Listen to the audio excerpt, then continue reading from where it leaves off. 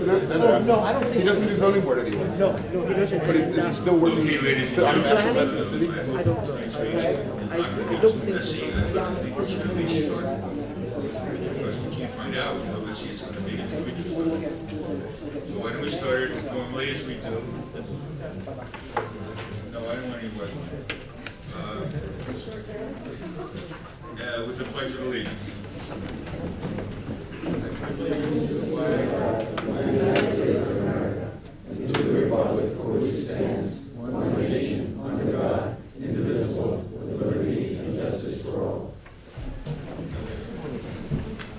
Roll call, please. Kenneth Lane. Here. Ramon Moynihan.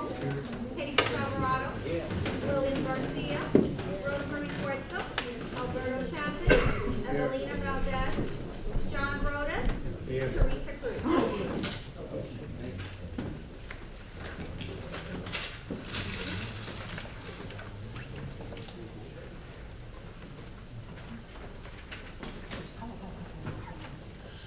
As the presiding officer of this regular meeting of the Western New York Zoning Board of Adjustment, I do hereby publicly announce that the notice requirements provided for in the Open Public Meeting Act has been satisfied.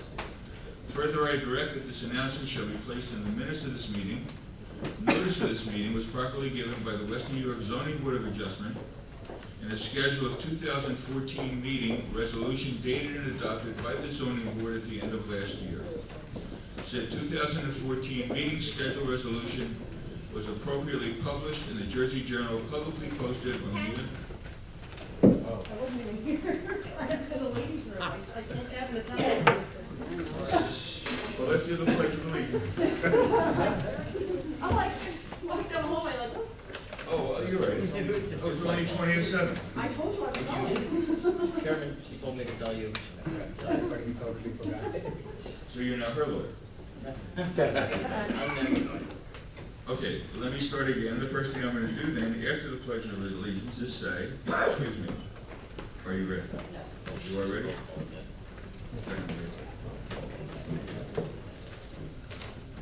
As the presiding officer of this regular meeting of the West New York Zoning Board of Adjustment, I do hereby publicly announce that the notice requirements provided for in the Open Public Meeting Act have been satisfied.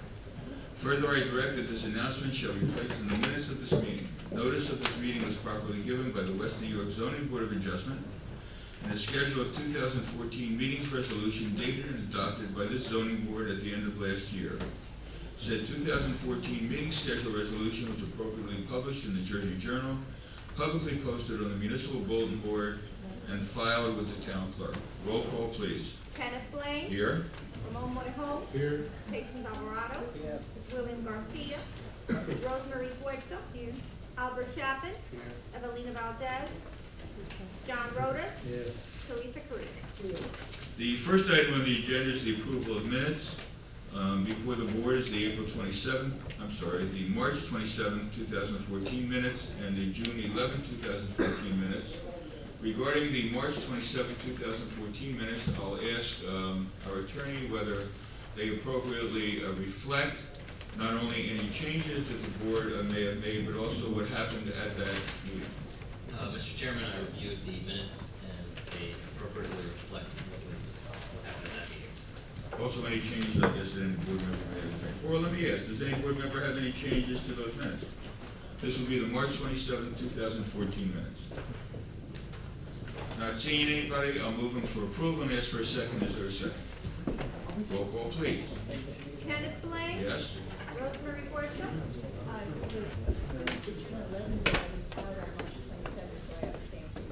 Very good. Ramon Moynihan. Yes. Casey Alvarado. Alberto Chapman. Yes. John Rhoda. Teresa. Similarly, regarding the June 11th, 2014 minutes, I'll ask our attorney whether they appropriately state what happened at the meeting. Mr. Chairman, I've reviewed the minutes. The minutes appropriately state what happened at the meeting. Does any board member have any changes or additions to the June 11th, 2014 minutes? Not seeing any, I'll move it for approval and ask for a second. Is there a second? Roll call, please. Kenneth Lane. Yes? Rose Puerto. Yes. Ramon Moynihan. Jesus Alvarado. Yes. Alberto Chapman. Yes. John Rhoda. Teresa Cruz. Next is communications, and I would just add two things, I suppose. One is, I just want to make sure every board member has a copy of the proposed 2015 regular meeting schedule, right? Which I would ask you to again, I know we did this by email, but I would ask you again to review it and to inform Maria and me if you need any changes or accommodations, because this will be on the regular meeting, Maria, November 13th, is that correct? Correct. For approval and publication to the public. Also, we've been talking about special meetings, and some of the applicants want special meetings. At the last meeting, we approved having special meetings in November and December. And between now and our next regular meeting on November 13th, Maria and I will sit down and see what applications are appropriate. But I just want to inform the board that there will be two special meetings besides the one that we've already scheduled next Wednesday on October 29th. There'll be two additional ones, one on Tuesday, November 18th, and one on Monday, December 1st. We just haven't set the agendas for those, as well as our regular meetings on November 13th and December the 11th. Just trying to catch up with backlogs, if not in fact, get rid of, not get rid of, words, decide is a better word than get rid of, right? Decide the Meridian Boulevard application. Next, we have payment resolutions.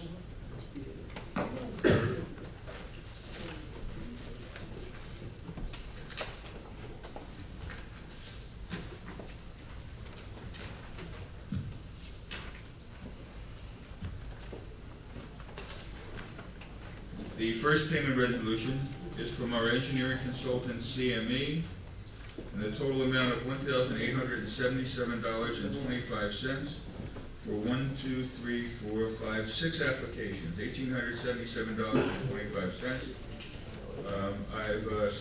I've spoken to Darren's partner, Mr. Rob Russo, and he's made whatever changes I felt were necessary to make this even more reasonable and appropriate.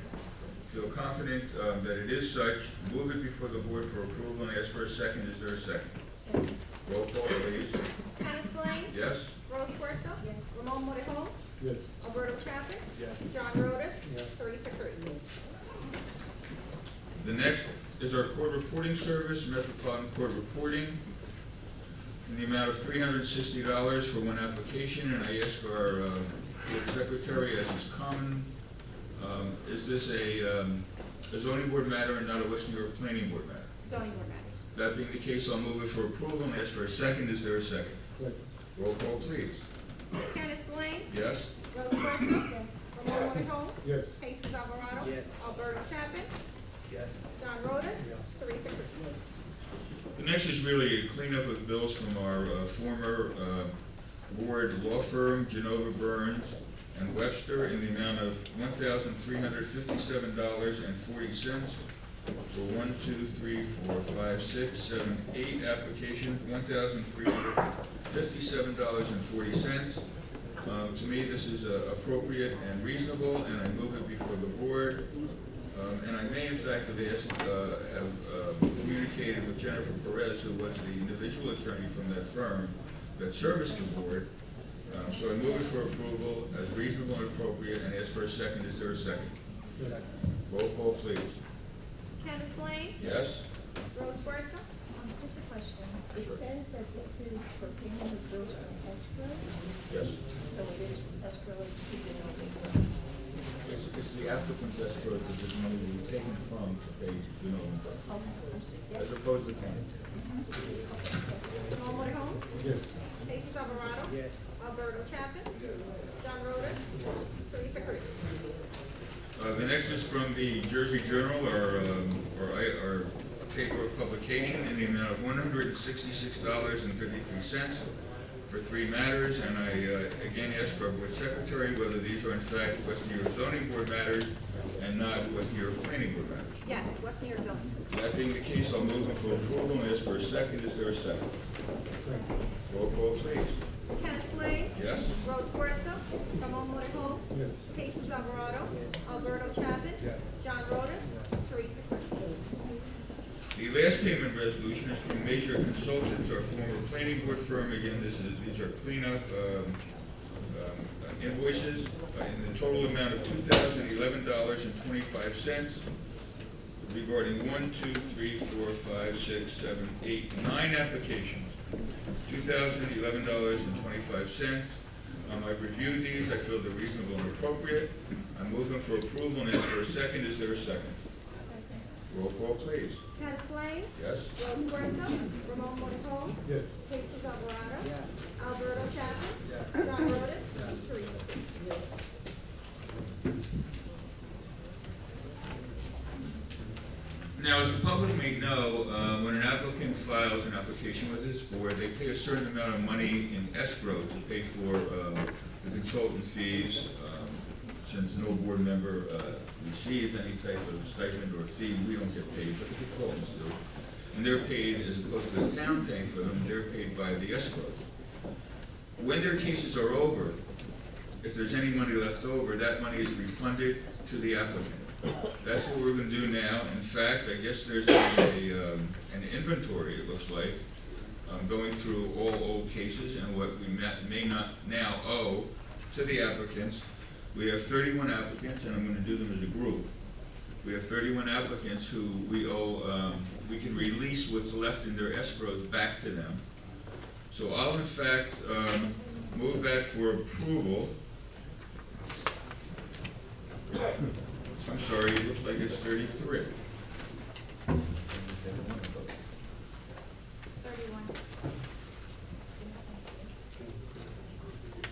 The resolution says 33. The agenda says 31, the resolution says 33. Which way? There's 31. Okay. So the resolution has to be corrected to make 31. I'll ask our attorney whether he's reviewed these 31 escrows to make sure that the cases are completed, and therefore any money that's in these escrows is appropriately returned to the applicants. Mr. Chairman, the cases listed, the 31 cases listed have been completed. The money should be returned to, the escrow money should be returned to the applicants. And you can just move the resolution as amended. I'll be glad to. Moving the resolution as amended to make 31 escrow returns instead of 33. I'll move that and ask for a second. Is there a second? Roll call, please. Kenneth Blaine. Yes? Rose Puerto. Ramon Monaco. Yes. Jesus Alvarado. Alberto Chapman. John Rhodes. Teresa Cruz.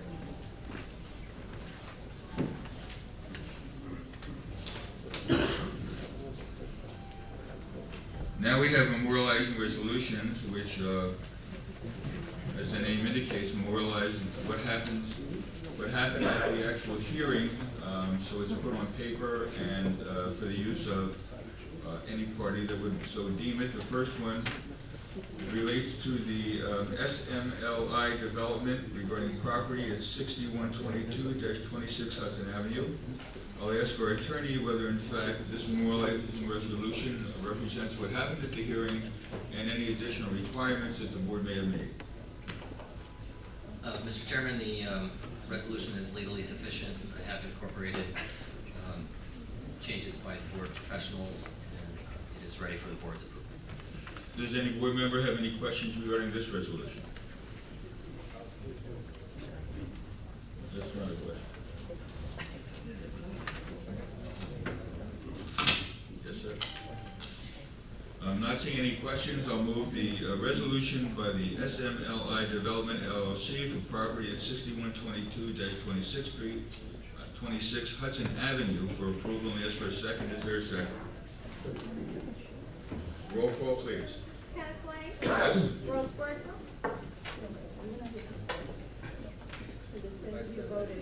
I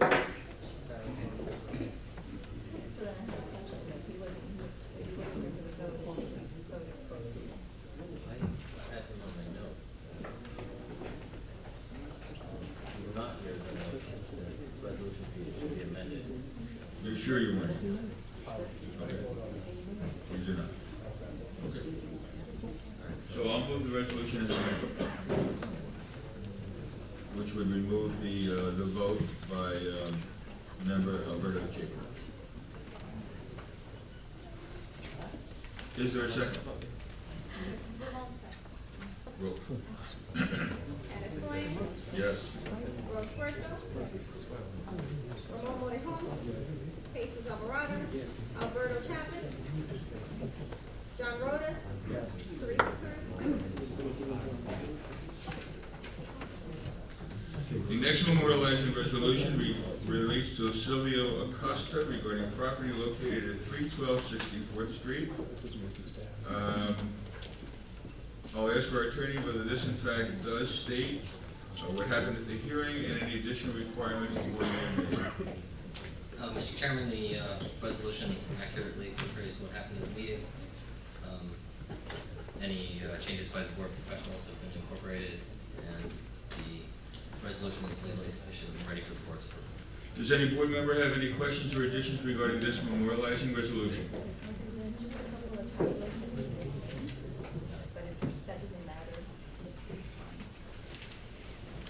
Typos and people's names matter. Or should we just do it as amended and Rose can give that to you, Rick? Yes, we can move Ms. Puerto, if you want to move the resolution as amended, then we can handle it that way. Okay, Ms. Porto has moved the resolution and she will amend it afterwards with our board attorney. I will second it. Roll call, please.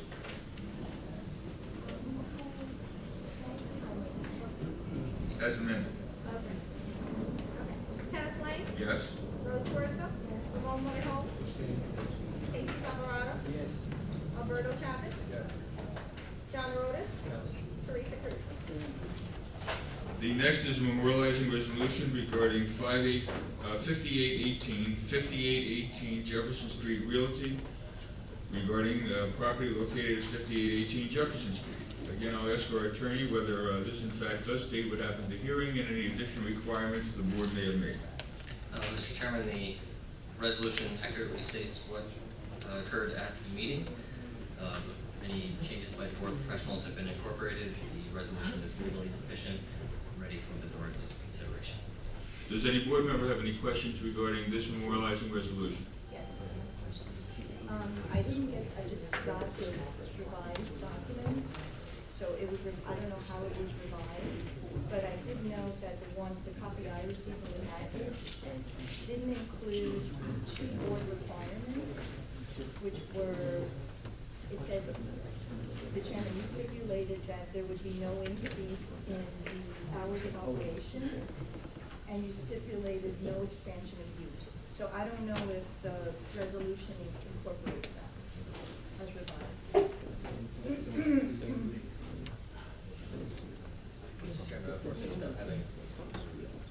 Okay, let's do it this way. Let's assume it does not. Let's get it done with. And I will move this as amended by Ms. Puerto concerning those two items or any other items that she may note. And she will subsequently, after the meeting, for a new signature by me, so amend the resolution. Okay? And I'll ask for a second for this resolution as amended. Roll call, please. Kenneth Blaine. Yes? Rose Puerto. Ramon Morejon. Jesus Alvarado. Alberto Chapman. John Rhodes. Teresa Cruz. This is 5818 Jefferson. That was approved as amended. The other one was approved as amended. Was that the Acosta one?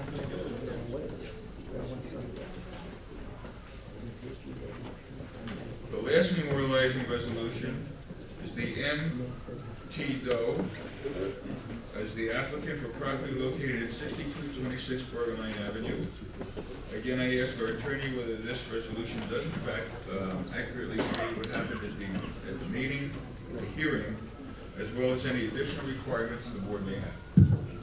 Mr. Chairman, the resolution accurately portrays what occurred at the meeting. All changes have been incorporated as requested by the board professionals, and the resolution is legally sufficient and ready for the board's consideration. Does any board member have any additional changes to this resolution? Not hearing any, I'll move it for approval and ask for a second. Is there a second?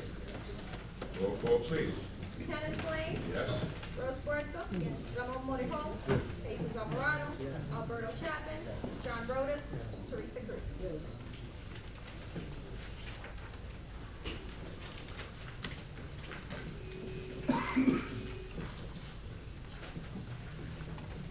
Okay, now we're on to applications, and before we get to the hearing tonight, I'm gonna go through all the applications that we have and ask our secretary, in fact, to also,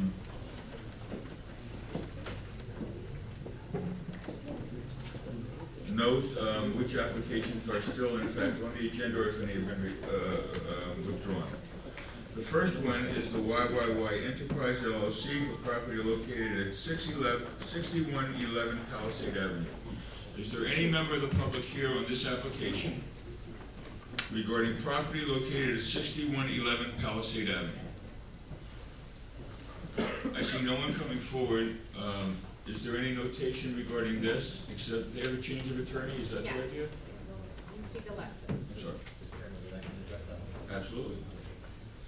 Mr. Chairman, this afternoon I received a letter from Bianca Perrieres, and she has requested that this matter be moved to the special meeting date of November 18th, 2014.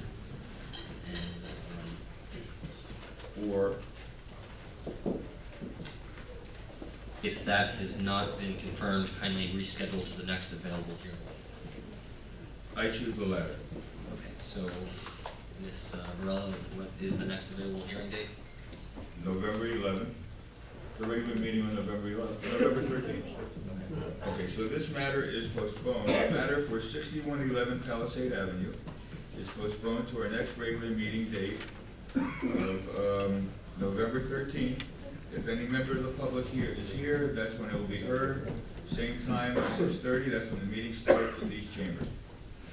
Just for the record, Mr. Chairman, no further notice is required. No further notice is required because we just announced it to the public. Similarly, the next one is NASA Realty for property located at 6314-6316 Jefferson and 6400 Jefferson. Is there any member of the public here regarding this applicant? Please step forward.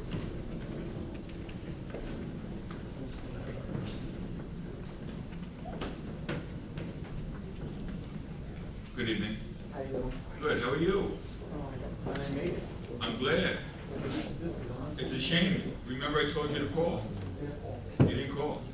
I know. Next time call. That way you won't have to say, I made it. This matter also is going to be postponed to our next regular meeting date of November 13th, 6:30 here. However, I advise you to call because we're putting all these matters off because of the Meridian Boulevard hearing tonight. So we're putting all these matters off to our regular meeting. At that meeting, we may schedule them for a special meeting or to December or whatever. Do you have Maria's phone number? Okay, because I can give it to you right now.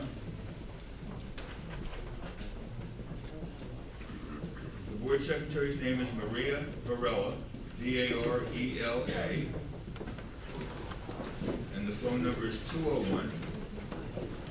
201-295-5262.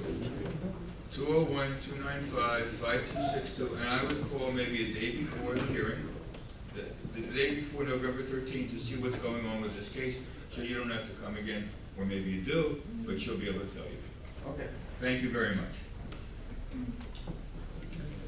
The next application is Lexington Equities for property located at 6000-6002 Jefferson Street. Is there anybody here regarding this? This is property located at 6000-6002 Jefferson Street. I'm not seeing anybody here. We will also postpone this to the November 13th regular board meeting, and no more public notices are required. Similarly with the last one we had, the Nassau Realty. The next one is the 56th Street Inc. application for 575 57th Street, as well as 576-78 56th Street. Is there anybody here regarding this? Any member of the public here regarding the 56th Street application concerning property located at 575 57th and 575-78 56th Street? I don't see any member of the public here. However, we're also going to postpone this to the November 13th meeting.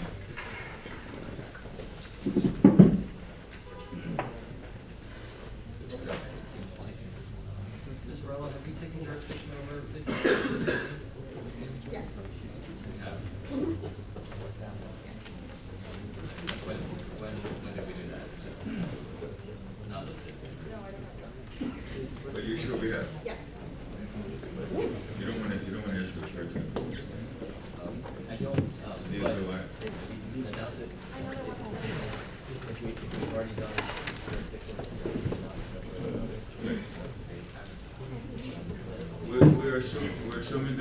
We're assuming at this moment that there's no, that jurisdiction's been taken, and no further, much like the others, no further notice is necessary, and we're also adjourning this one to our next regular meeting on November 13th. The next application relates to Gilberto Camacho for property located at 604 56th Street. Is there anybody here regarding this? Good evening, Mr. Alonso. Providing counsel with the notices and publication.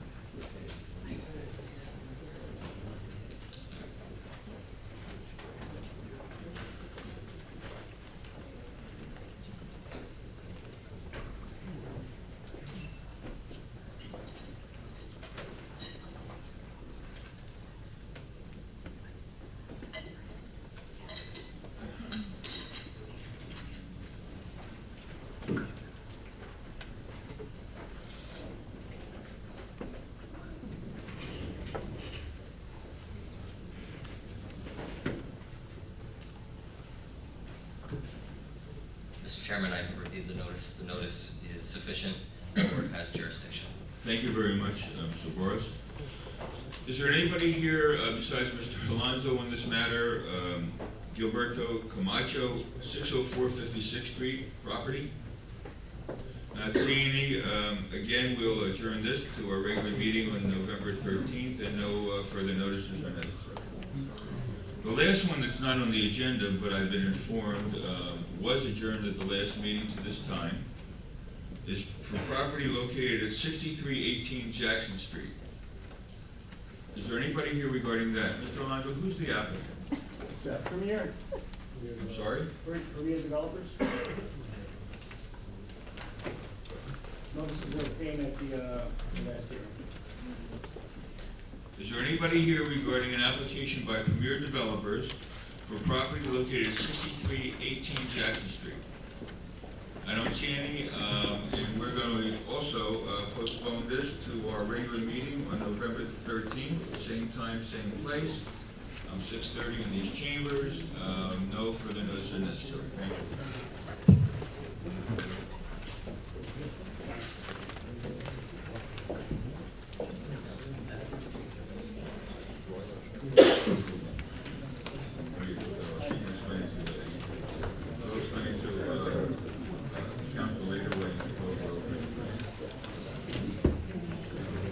Yes, but there was another meeting. Only when we get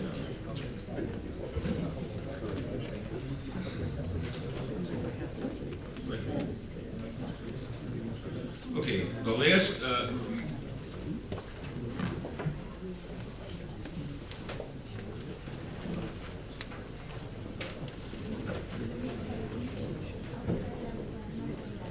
last matter on the agenda is the continuation of the application filed by Meridiola Boulevard for property located at 6609-15 Kennedy Boulevard East and 9-67th Street. Is there anybody here regarding that? Yes. Mr. Alonso is here. Mr. Alonso, you're here for the applicant. As I recall, the applicant's evidence was put in, and that's been concluded, and we had started with the public questions. Correct. There was a list of potential, and then we also coming back tonight with the shadow study. So I'll defer to the board. Well, what we're going to do tonight is, I know Mr. Kantrowitz has a statement to make also. Mr. Kantrowitz is the attorney for the objectors. What we're going to do tonight is we're going to continue with the questions of the applicant's experts by the public. Then we'll have the shade study presentation. Then we'll have questions from the public regarding the shade study only.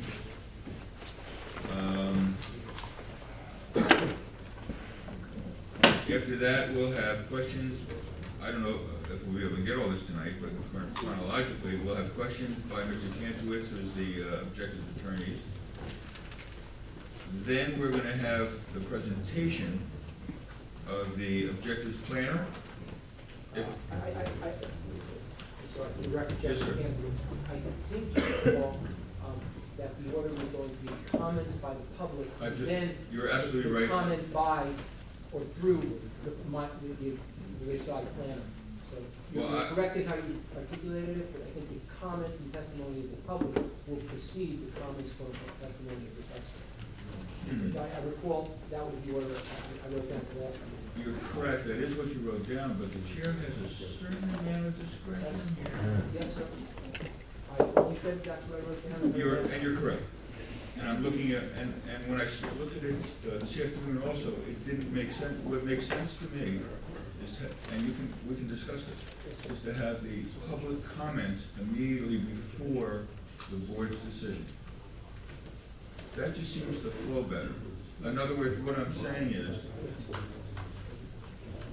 we would have your questions after the public questions, after the presentation of the shade study. Then we would have, your planner, we'd have Mr. Alonso cross-examining him.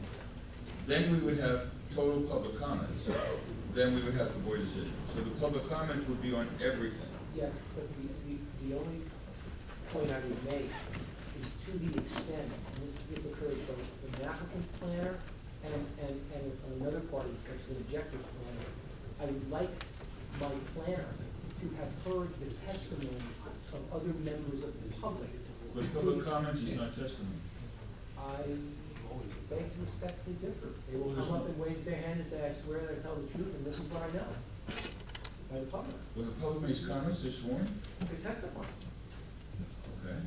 And my only point is to the extent that that establishes That makes me facts, feel better, I got to that. the extent that, because as you conducted the hearing, every time someone comes up and starts talking, you say, stop, you're not under oath, go to the road, ask questions. You say, go. And my only point is, I would like my planner, because usually the planner backs cleanup, I would like my planner to have heard That's whatever testimony, so that he, if needs be, he can refer to it later. Okay. And that order you suggested last time is that as compared to That's fine. suggesting. Okay, I'm not- so I'll go back to I that said order. this respectfully. I'll go back to that order. That means that, okay, that means the cross-examine, okay. The So cross-examination- so the last thing before the board, before it testifies, will be the cross-examination by Mr. Alonso of your plan. And I assume any rebuttal case he wishes to put on, Right, after he has heard the public and. Correct. Okay, that's fine. Thank Okay, you, I'll revise my revision back to what was written down thank you. and what I said last meeting. Thank you, Mr. Cantor. I understand. Mr. Alonso, before we even begin, I think Mr. Cantor has a statement to make Yes, sir. regarding the makeup, regarding board membership.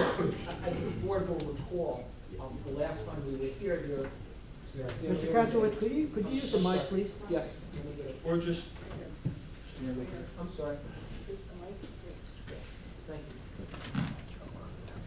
Sir, you'll pardon me, I'm suffering from herniated discs, so I'm somewhat stiff in the way I move. Good evening, Mr. Chairman, members of the board, Jeffrey Kantowitz on behalf of the Versailles Apartment Corporation. The board will recall, and I know the board is sensitive to all of the procedural aspects of properly qualifying witnesses, properly qualifying members, and I know the chair has asked questions about that at the beginning of the meeting with regard to conflict, et cetera. For that purpose, I made an open request of the clerk's office to determine two things. Number one, whether each member sitting is properly seated based upon a resolution of the governing body as required by law. And second, I made an open request seeking evidence of completion of a course requirement as required under section 23.3 of the land use law, which requires that any member seated must within 18 months either be passed to the law or said persons being commencing seating must take the required course of evidence. I'm here tonight simply to report the following and place on the record the fact that I received as part of my open request, and I have, went through the board office, and I believe I've copied your counsel on it so that he is abreast of this. I received several resolutions of appointment. One of them that I received was from regarding Teresa Cruz, appointed as a member of the zoning board to fill an unexpired term of an Armando Gallus Menendez. Now, Menendez. And it simply says It's a resolution, it says whereas Mr. Menendez has a vacancy due to his resignation from the board, it appoints Teresa Cruz. However, and I will point this out, on the face of the resolution, even though it's captioned as a zoning board resolution, it indicates that it's replacing a zoning board member. For whatever the reason, it indicates she's nominated to serve as appointed as a member of the West New York Parking Authority. Now, I confess, I don't know why the top of the resolution says zoning board, it suggests replacing a zoning board member, and yet the text says she's getting on the West New York Parking Authority. And I will only. let me go even one better. I'm Yes. going to ask our board secretary, Ms. Varela, was that person ever on the West New York zoning board? Armando Gallas Menendez. Okay, so all I'm simply saying is, I'm suggesting, sir, and I want to just place on the record, that this resolution, while it indicates she was appointed to the West New York Parking Board, may be a typo, and in fact, the appointment by the governing body, would have to check the resolution and the minutes again, might be to this board, but the important thing I point out is it indicates that she is to serve the unexpired portion of the term, which expires on October 5, 2014. 5/2014. So she's a carryover, No, that is to say, her term has expired. and she's a carryover. I simply say her term has expired. I understand. And that, given that there are other members on the board to fill out a quorum, that her term has expired. Okay. And as I've indicated, I will double check with the board secretary, I will go back and check with the clerk's office and check minutes from the date of appointment after April to see what exactly has gone on with Okay, this. the other thing you can do is provide me, at the next meeting, with a memorandum as to the effectiveness of somebody sitting on a zoning board after their term has expired. Yes. Whether they're prohibited from doing that, or do they continue in that capacity until a replacement is in fact appointed within a reasonable timely manner. Yes, That's like a one-page thing. No, and that's a fair request, it's either going to be yes because this, or it's going to be no because of this. Absolutely. And I understand the board, and I will prepare the memo, if you want, I will email it to the secretary, if you want to email it yourself, or certainly to your account, I'll get secretary and counsel, and Mr. Alonso, so if you're a board member, or you yourself want to copy that directly, I'll have Well, it. I'm asking for it, so I guess I want to read it. Okay, then I will contact the board secretary for your email address, and send it directly to you, if there's any. Well, I think you have that, because you've emailed things to me before. I will double check, whatever, and if you want it distributed to other board members, I'll consult the secretary. I'm not sure that's necessary to the board members, because it's my inquiry, and I guess to a certain degree it's my decision. My thought would be, and you may be proving me wrong by this memo, is that when somebody's term is expired, they continue to carry over effective in the same manner, as long as there's either a renewal of their appointment or a replacement within a reasonable time. I will investigate it and report Thank you, I the memo appreciate that I'll that. send to the secretary. Now, I think you also have a second issue. Yep. The second issue, I haven't been provided with copies of any documents that you're Okay. referring to. I will supply them with everything. And in the future, just Yes, as he forwards a copy to the board attorney, yes, as the applicant attorney, can you yes. just also provide And you've received any correspondence I sent to the board secretary? That's You can fine. copy on to previous letters and so forth. The other issue I had, and I raised it simply because I know the chair and the board's concerned. Just one thing. And I'd also ask our board attorney to investigate with our town clerk the correctness of all the matters that are included in that resolution. Yes, sir. Resolution, right? Yes, sir. And have you sent me a copy of that resolution yet? I believe you do, but I will double check and get it off to you tomorrow when I get back to my Okay. desk. So the other issue, and I raise it just because I know this board is concerned about it, has to do with the certificates of evidence of completion of the course. On 23.3, The course. a land use course under section 23.3 and .4. Right. I offered those from the clerk's office as well. Received several certificates, and there's an 18-month window from the time of sitting that a person must complete the course. From what I can tell so far, and I still have an open request outstanding, but I thought I was going to get it before tonight. What I've seen so far is that 2 or 3 members have not completed the course, but one member or one alternate is outside now of the 18 months, what I'll call safe harbor, for completing it. And as I read 23.3, I'll prepare a separate memo on that too, to the board to be sure. I take the position that based on the language, that person can no longer retain his or her membership based upon the statutory language if within that 18-month harbor, he or she fails to complete the course of present evidence or gets an exemption under the statute. So I mention that to the board as well, because in the event that person is going to sit or is going to participate, the board needs to know that and make a decision as to the eligibility of that person. Again, I'm trying to get out here and have decisions made on all of these procedural issues, because it's not worth having a hearing going up and if there's an appeal at all, and then coming back and saying there was some sort of procedural issue that. And I certainly appreciate that, and I appreciate your confidentiality also in not naming that person. And what I would ask you to do is to give that name to our attorney and let him investigate as to exactly that, as well as any other board member that maybe show question regarding the same issue. Mr. Chairman, I will investigate. And as I said, Mr. Chairman, any memo I render will be sent to the board secretary, to you, to your board's counsel, and to Mr. Long. Thank you very much. Thank you. Let me say one other, I'm sorry. Thank you. Let me say one other thing before we start with the continuation of the public questions. Is Mr. Sweet here? Please step forward.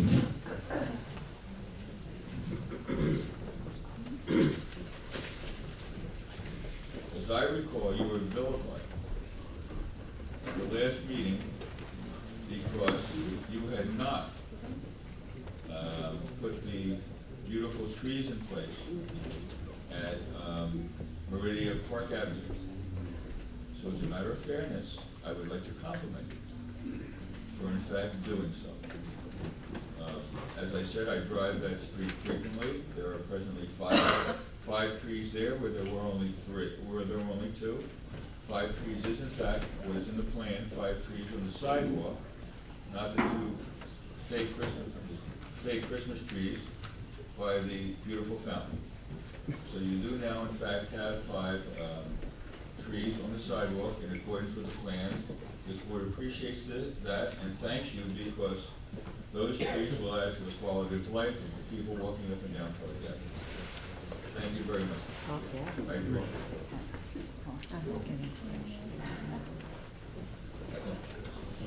Is there anything we can do to help you?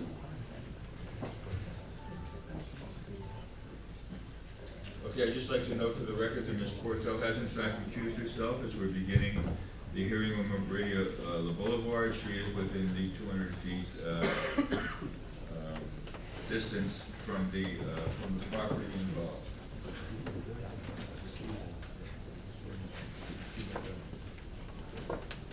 Okay. Continue with the public comments. I have a list of, public questions.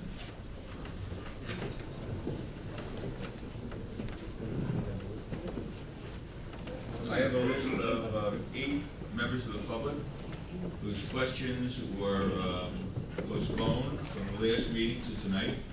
Those are the 8 members that are going to be permitted to ask questions of the experts, the applicant's experts. After that, we'll have a presentation by the applicant of the shade study. Then the floor will be open again to the public for questions, but only relating to the shade study. So the first one that I have listed, and this list was taken from the people from the last meeting. The first person is Mr. Humberto Ortega. Good evening, Mr. Ortega. So you're a baseball fan.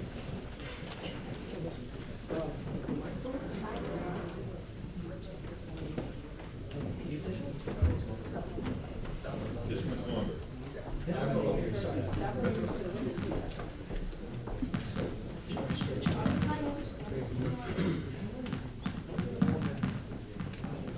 I don't understand your point. That should be. Yeah, because that one has some for the people in the public and not for the witnesses. That's always what I'm saying, so I don't have to switch it. Oh, okay, well, let's see what happens. Right.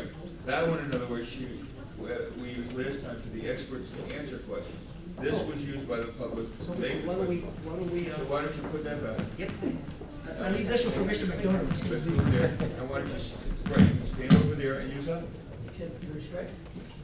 Well, you can stay there. I can stay here? Absolutely. That's not. You're almost a family member. Sit down on the table. You mean I'm gonna get appointed?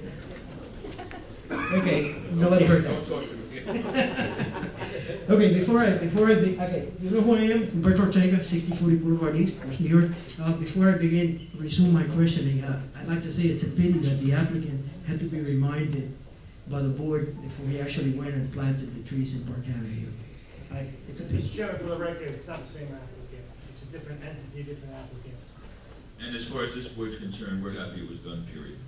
Whether we have to remind people sometimes in life, and that's not a big deal to us.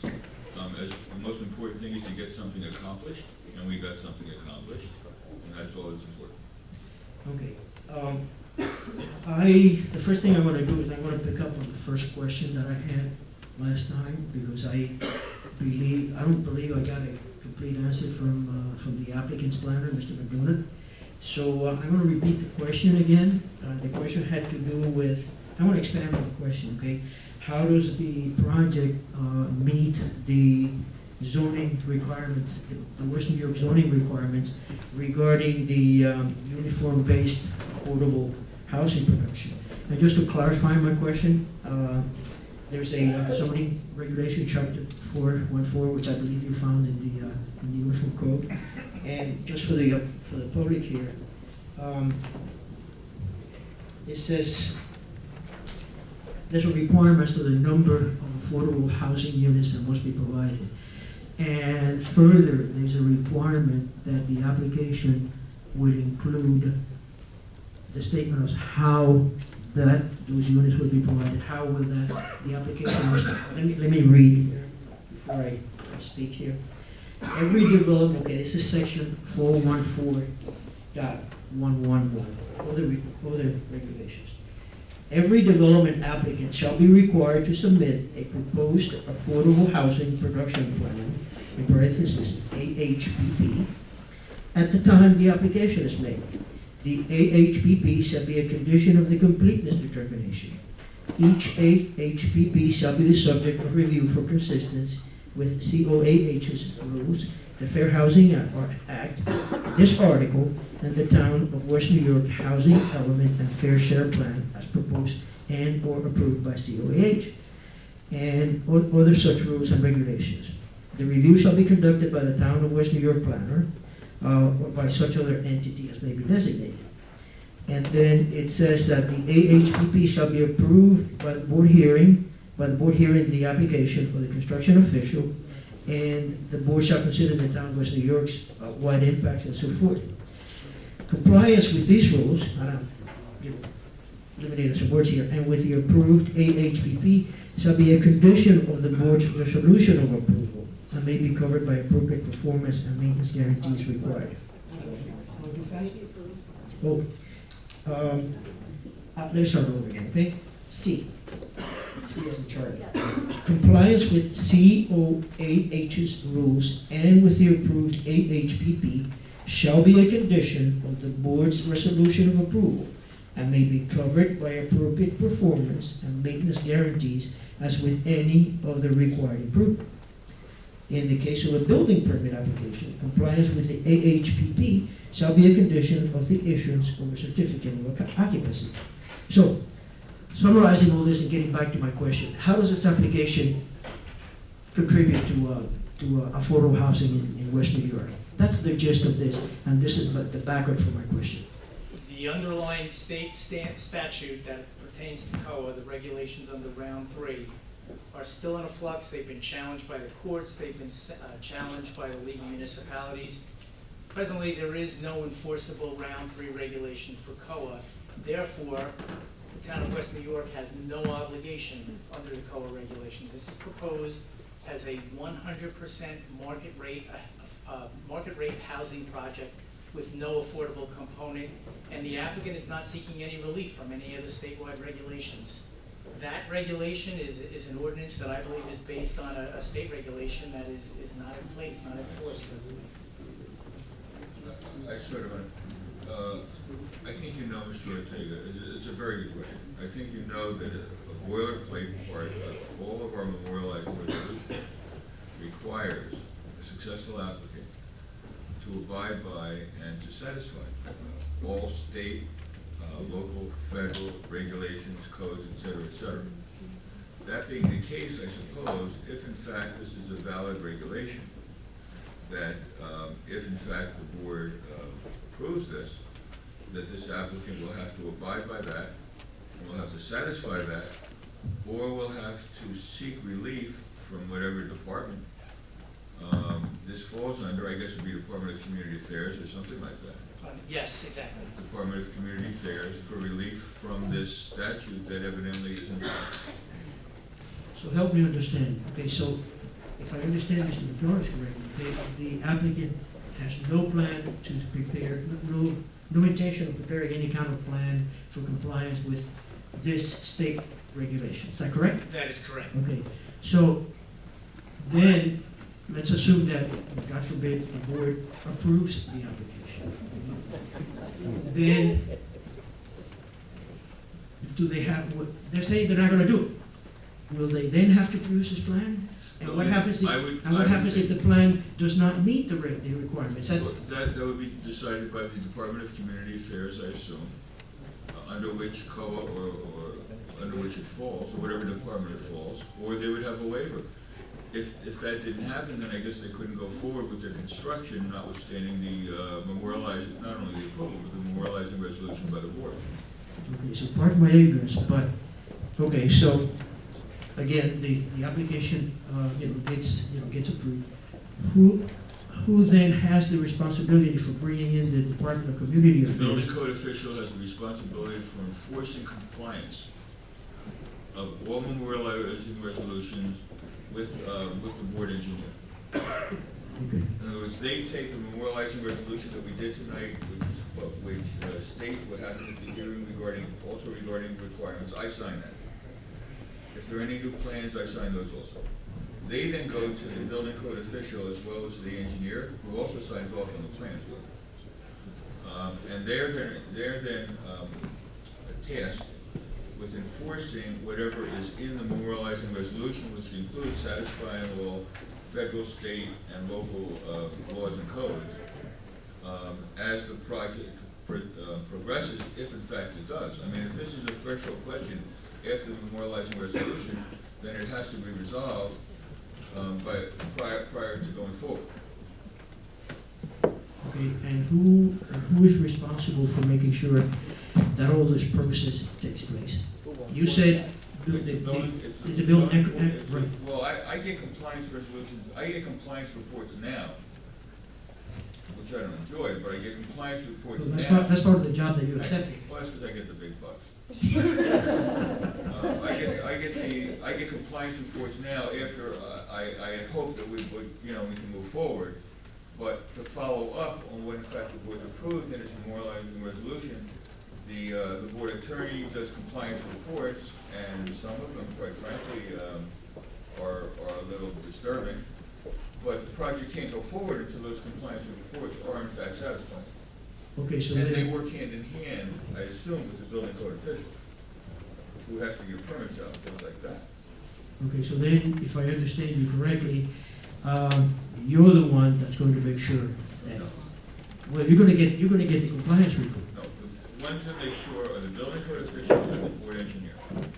Yes, They just make a. yes, As a matter of fact, my concern, I'm sorry, I okay, copy go on. on the report, the report is not directed. Okay, my concern is the following, okay? How is it going to be assured that the inspectors and the building committee get this done? Who follows up on that? It's a question, really, it's a question to you. I'm not aware anybody has to follow up on it. The people that follow up on the resolution, that are tasked to do that are paid to do it, that is their job to do it, is in fact the board engineer and the building code official. Excuse me for my cynicism. No, I completely understand what you're saying, but there comes a point in time when people are expected to fulfill their obligations under whatever job description they have and are being paid for. And that's in fact what is done with the board engineer and the town, and the building code official. So I guess really what I'm saying is really is the people here that are the ones that are the task. Mr. Chairman, I'm just gonna, I'm Right, giving it's him a not a lot of question. leeway. This is a Well, question. okay, fine, What so, you all can right, do- I what hear you you. can do, what you can always do, you can call the building code official. Well, that means that someone here has to, Stand. someone has to follow the Stand. point. Okay, that's it, I'll How do you stop the, I'll stand stop there? another question. I'll make Mr. Alonso But- happy. Sit down No, like one other- everyone else. Why does he get to stand there, the lawyer, posing? I'm sorry, Why does a lawyer get to stand there posing? because I permit him to do it. Really? How do you like that? I don't. You can leave anytime you'd like. Great idea. Do you want us to stop while you leave? Nah, Okay, then we'll continue, is that all right? that's fine. Okay, thank you. Mr. Chairman? Wait, let me just continue for a second. It's like any other governmental position. A member of the public always has the right, and should in some instances, much like we tell people to call our board secretary, to check up on things. Third, Yeah, it's no good. third. Please continue. All right, so, we're going to. I'm sorry, Mr. Our board planner wanted to say something. Oh, sure. Mr. Chairman, I wanted to point out that the issue that you're talking to, Mr. Ortega, I've been thinking along the same lines that you have. Because I always try to look out for the ability of towns to meet obligations that they have for affordable housing. As the applicant's planner has pointed out, the rules that everybody used to play by have been set aside. The applicant has also pointed out that there's no affordable units being proposed as part of this project. If I'm the emperor and I'm on the other side, I'm on the municipal side, I'm thinking to myself, at some point in time, this project is creating an obligation, and if it's not addressed here and now, the obligation that they have has now become my problem. So I think it's fair to say to the applicant that, yes, we acknowledge that for the moment and for many, many months now, we've not had rules that tell us how to behave. But it doesn't mean it's outside of the pale of saying, it's such time as there are affordable housing rules in place, would you be willing to fill in the blank? It doesn't always necessarily mean that you have to construct something. And as a matter of fact, to be technical about it, you don't have to construct anything. You just have to provide the opportunity for construction to occur in an affordable way. And the other thing I would point out is that the current round of rules, there were mechanisms, which is the term that's typically used, where you would have the ability to do what's referred to as a gut rehabilitation. Historically, that was the term. So that you could say, we are going to gut rehab this unit, and this unit, and that traditionally has counted as a credit to the town as if it were a brand new construction credit. So my point to the board is that there's no reason why we can't say to the applicant, we don't want to inherit an affordable housing obligation that your project is creating. We want you to help us meet the constitutional obligation that we have. Mr. Chairman, the only problem with that is, right now, there is no constitutional obligation, it's in flux. And any obligation imposed on the applicant would be purely speculative. Well, similarly, any obligation on the municipality would be speculative. To that point, Mr. Chair, even if it is speculative, you can make this condition of approval that the applicant, if it's ever, I don't know what the formula would be, but well, you just agree or discuss it at sometime in the future. sometime in the future. Mr. Alonso, step forward, let's do this right. Mr. Alonso, do you agree sometime in the future, if in fact there are rules, to discuss it with either the zoning board or the board of commissioners? this point, I'm not authorized to discuss that with the board. I have to talk to my client. Okay, why don't you So talk to I your will client? reserve- I'm talking about discussions. Why don't you talk to your client, and sometime before this hearing, the whole hearing is over, just come back with an answer. Okay. Mr. Chairman, I think that's a reasonable approach. The one thing I would tell you is that the COA realm is so confused, has always been very confusing for anybody trying to understand it, that it might not be, the applicant's attorney might not be able to respond to your request. It's that Well, confusing. Mr. Stevenson, that's why I made my request so confusing. Okay. All right, sir, I think that's. Because the hearing is so confusing. Okay. So I expect a similarly confusing answer to my confusing request. Please continue, Mr. Attorney. May I ask this now? Can you remind me where I stopped last time? I don't want to repeat myself. It is unlikely that she can get into a. That was my guess also. All right, so if I repeat myself, I beg your. Why don't you go to the middle or the end of the questions? and start? Actually, I have just, I forwarded the document that I want. Can the applicant, I think this is a question for Mr. Trafford. Microphone. Mike. Oh, I'm sorry. Just like I asked. I'm not Mike, I'm Humberto. Okay, there you go. The parking stalls, I mean, if I asked this question before, please stop me, okay? But the parking stalls seem really tight, okay? The demographics of this building, okay, I'm gonna be expecting, I would expect, you know, nice Mercedes, nice BMWs, Cadillacs, and so forth, on what are really, really tight spaces. And if you want, I can elaborate further on what a current luxury building has as stall sizes versus what Meridian Boulevard is proposing. So, what's the rationale here? The parking stalls that we propose will be adequate for all those vehicles that you just mentioned.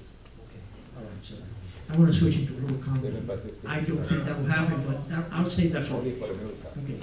You said you had One more. Absolutely. Mr. McDonough, where are you? Where's my vote? Mr. McDonough, you made a statement that said that the building is in harmony with its neighbors and with the beauty of Boulevard East. And you further went on to say how we have this beautiful road with, you know, stately houses and everything, or words to that effect. Can you explain your basis for that? Here we have a building, okay, which is going to be built right to the sidewalk, okay? A 13-story high wall, okay? Right next to properties which have anywhere from a at a minimum a 6-foot setback, right across from a building that has at least a 50-foot setback with plenty of trees. It's almost like a nice little mini park. And there's going to be your needle sitting up there, right up to the sidewalk. How does that, how do you arrive at that harmony? Again, I'll fall back on my direct testimony that we're looking at a step-down effect, going from a 20-plus story building to a 13-story building, buildings that are up on the hill. The effective height of that building is certainly going to be lower by virtue of being sunk within a landform relative to the homes that are up on the upside of the hill. They'll probably be looking at the 4th or the 5th story based on the ground level of the street. So again, the effective height of the building comes down. I see this as being in harmony by virtue of the massing, by virtue of the soft transition from a very tall building, a signature building along Boulevard East, with a complementary building and then stepping down to the smaller masses up the hill. Again, the question was asked last time about Boulevard East and where else do we see something like this. Boulevard East is approximately a mile long. Nearly 90% of it has parkland on one side. That wasn't the question. The question was in West New York. Yes, Boulevard East in West New York is approximately a mile long. And approximately 90% of it has parkland on one side, but we have 2 pockets where we actually have some massing. The Versailles and the Riviera, I believe is the name of the other. So we're looking at creating pockets of massing in 2 spots to frame that park. And I believe this becomes a complementary building. This is my planning opinion based on the massing that I see in the area. I hope that answers your question about Well, Harmony. yeah, but, okay, I'm not a planner, but I'm a member of the public, and I walk through the streets, okay? I go back and forth between Riviera and the Galaxy, and I go, have brunch at the Green Kitchen, but that's the here there. When I walk past the Versailles, okay, and I look across the street at the ugly remnants of the parks, okay? But my point is not the massing, okay? Yes, you're correct, okay? Here's Versailles at 22 stories, the proposed Meridia at 13, and then the 2 and 3 story houses there. Yes, a slope. But what about the streetscape? You heard that term before, right? I'm walking over here, and I have the setback of Halifax Hall. I have the setback of the Harbor Towers, okay? And then the building next door, I forget what it is, on 65th Street. And there is the Meridia wall. Is that harmony? I've rendered my opinion. I love the streetscape of Boulevard East. I still say it's the most beautiful street in all of New Jersey. That view across the way is awe-inspiring. And the streetscape has been very well done. And again, to introduce a signature building along that streetscape with decorative pavers, with street trees, and with lighting, I believe is all in harmony with the beauty of that street. I don't know how it's not. Well, let me just tell you something, okay? Decorative pavers and the facade, okay? That building, if you look at the renderings here, that entrance to Meridia Boulevard looks like a clone of Meridia Park Avenue. Yeah, I think that's a comment. You know the problem I Yes, have. yes, okay. No, the problem I have is this is going from question and answer. Agreed. I'll save that comment for later. Thank you very much. Thank you. Thank you. Thank you for your question.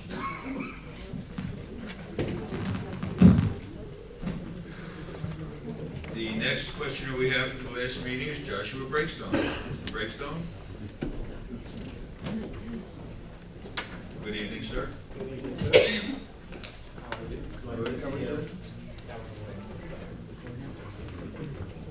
Sworn in, or we okay? Okay, very good. I think I'll direct my first question to Mr. Arancibia, who has quite thorough knowledge of the building itself. I was taking a look at Mr. Jenny's drawings, and specifically one which was labeled A120. I think you'll be able to answer this question without even taking a look at this.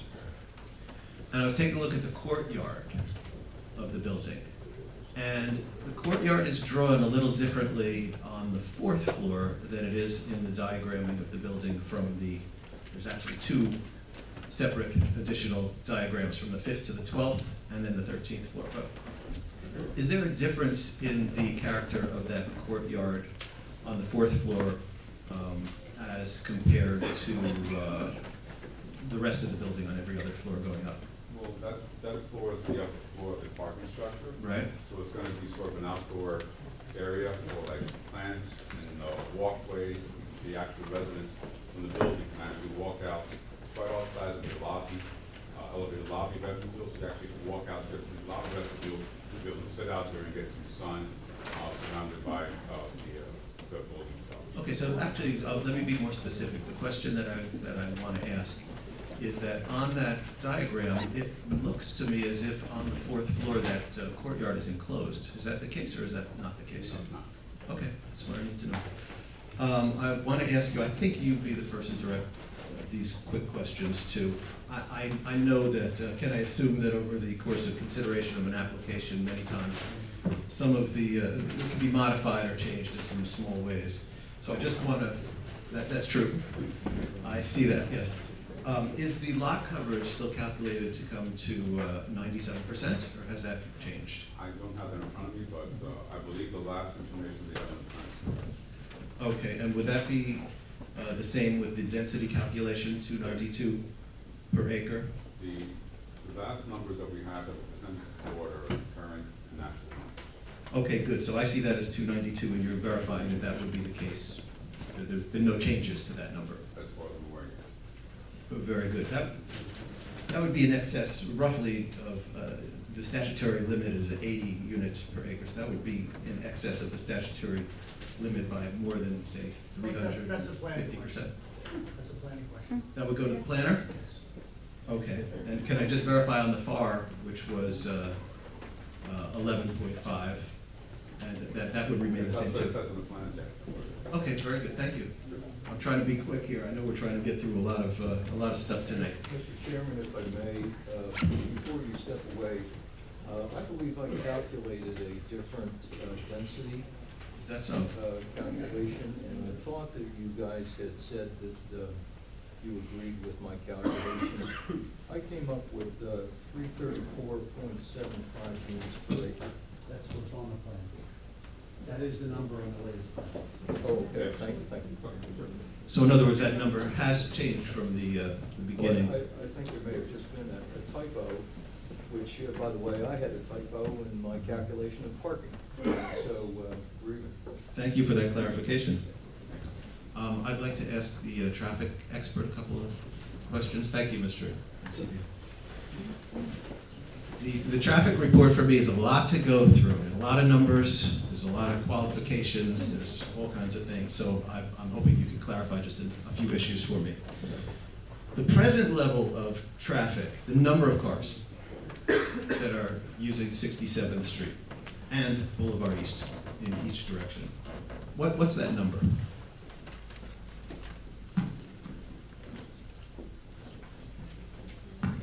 Remember, those are hourly numbers. Okay, these are hourly.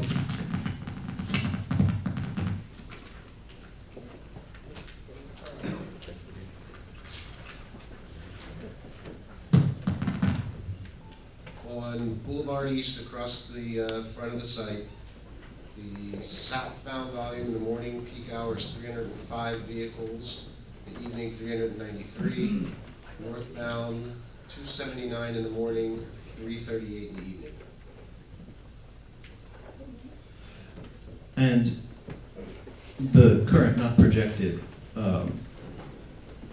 wait time at the stop sign on the corner of 67th Street comes to what? It's level of service B, level of service C. You want the exact number of seconds? Yeah, if you could give me that, that would be great.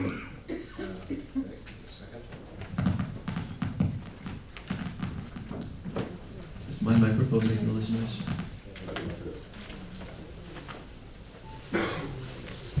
Morning peak hour, 13.1 seconds per vehicle on average, and the evenings peak hour, 15.1. Okay, those are the peak numbers. And you anticipate those numbers in the future to rise to what? 14.4 in the morning, 16.9 in the evening. Great, thank you very much. I'm going to get back to that in about a second.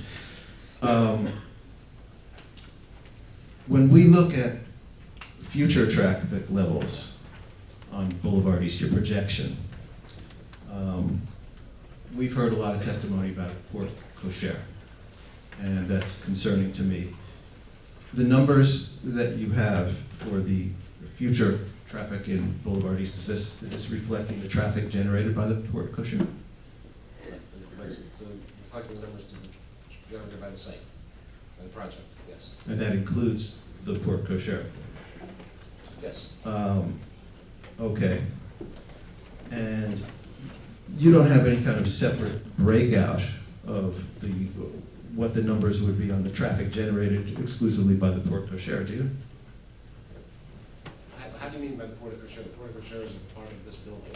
The traffic is generated by the residents in the building. So we have, maybe you could define it a little better for me, because I am foggy on a lot of these technicalities.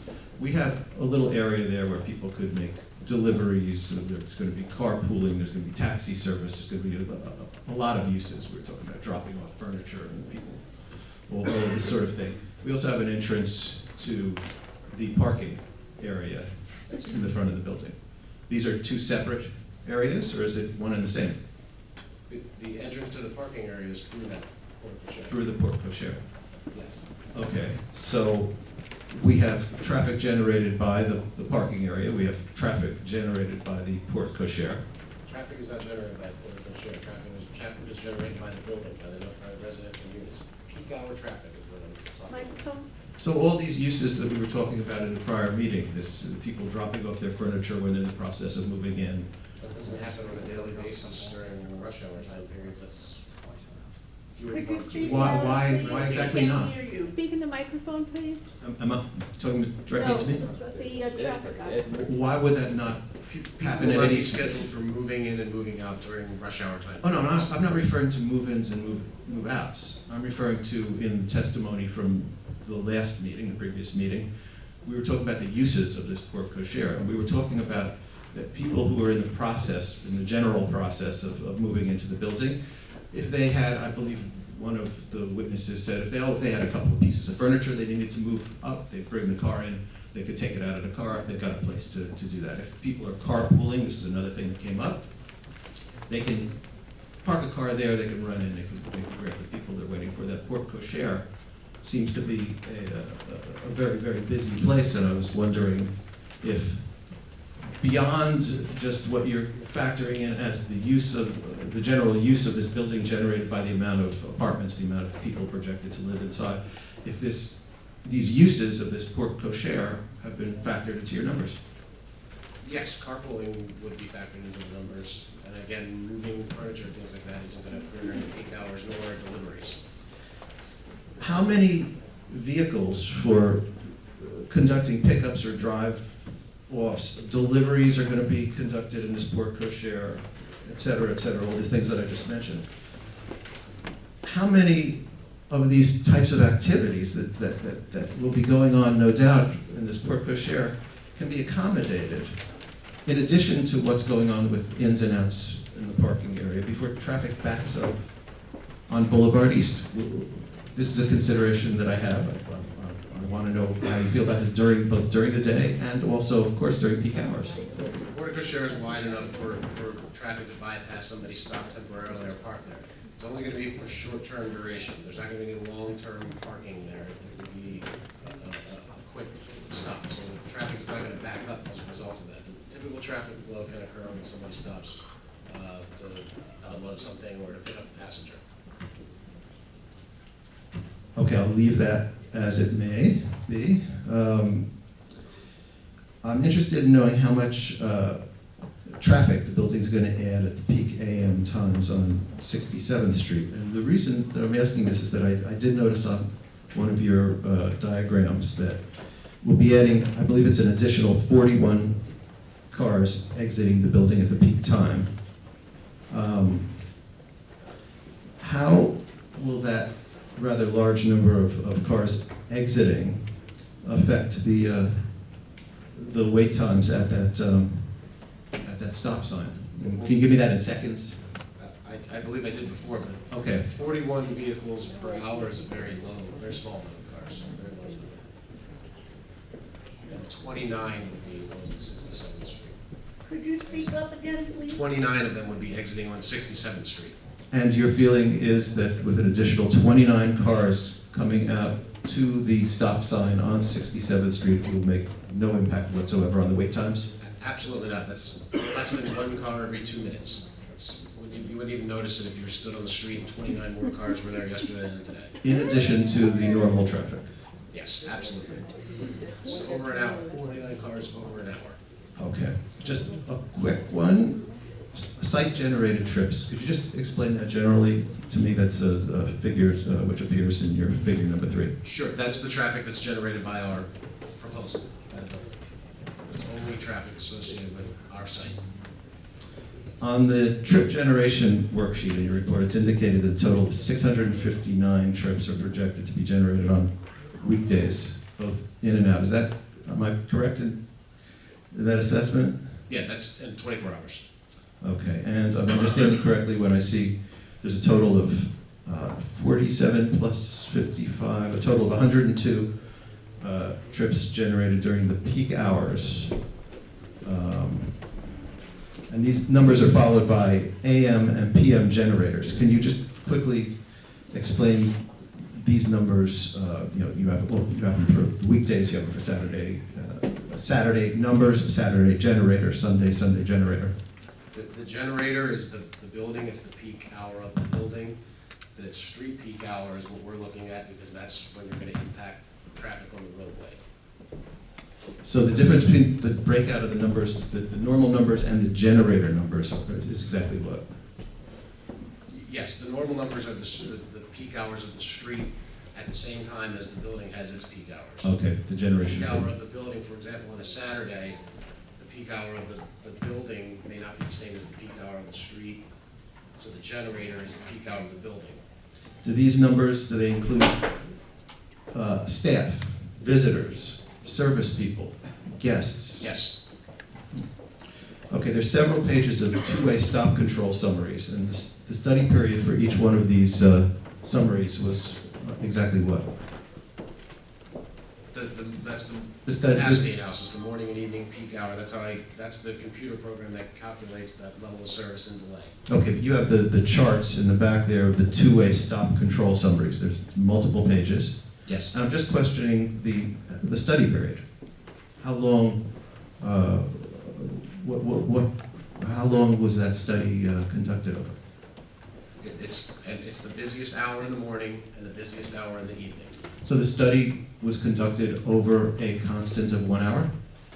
Now, the software adjusts for the peak 15-minute period to make its calculations, but it's the traffic volumes are based on hourly volumes. Okay, so it is the actual observation by the whatever apparatus you use to conduct that study, that apparatus is in place, and then from observation of that, in this case 67th Street, over the course of 1 hour, you are taking out a quarter of an hour, and you are giving figures for that? Yes, the software calculates that per quarter of an hour. We use hourly volumes because it makes sense, it's tangible, it's easy to understand. The software adjusts and figures out the worst 15 minutes and then uses that as the average delay. Okay. You just told me that the present time to clear the stop at 67th Street and Boulevard East in the morning, the morning peak air is 13.1, and we project that to go up to 14.4, and as you just said, that is going to, they both fall under the heading of a B level of service, and you've indicated that the time to clear the stop in the future is going to go to 15.1, is now 15.1, I'm sorry, and then it's going to go to 16.9, both C-level service. So in essence, the amount of time to clear that stop sign is remaining. No, it's not the amount of time to clear the stop sign, it's the average time a vehicle waits at the stop sign. Oh, okay. So the waiting time. The waiting times are staying at the same level of service. Yes, correct. However, the waiting times are increasing. Yes. Over time. We're adding traffic, so logically, of course. Right. So in your report, you write that the future base volumes are developed by anticipating 1% growth rate compared to present volumes. Is that correct? Yeah, that's based on New Jersey DOT published data, although based on historical traffic counts that we've taken there, we're not seeing that level of growth. Okay. So, isn't it the case that even though these categories of service remain the same under definitions, the A through F labeling, we can plainly see that an increase in traffic over time resulting from this development, and to be fair, from other high-rise development in the area? Is it fair to say that we're seeing an increase in the traffic volumes over time as a result of this development and other things in the area? Well, this development will certainly generate more traffic than the vacant service station. As I said before, we've taken counts over a few years at this location, and the counts on Boulevard East are actually lower than they were 2 years ago. Not by much, they were pretty close, but they were lower, so we're not seeing a substantial increase. But if we're talking about these wait times, which I just alluded to, we can see them going up over time. You're projecting an increase over time. Is that not true? Sure. Yeah, obvious. So wouldn't you agree that this increase over time, irregardless of the labeling system that we have as B or C or whatever we want to call these weights, how we categorize them, over time, we're seeing that there's an ongoing deterioration in the level of service to local residents. As in years and years and years, as traffic increases, does delay increase? Of course. Yeah, as this sort of building goes on. Okay, that's about it for you for the moment, and thank you. The planner.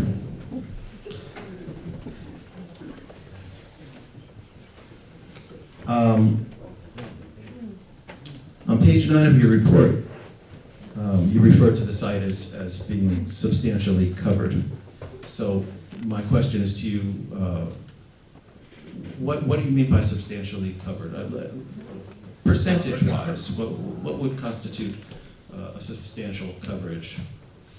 It's based on the amount of buildings and structures and pavement, and this site is close to 100%.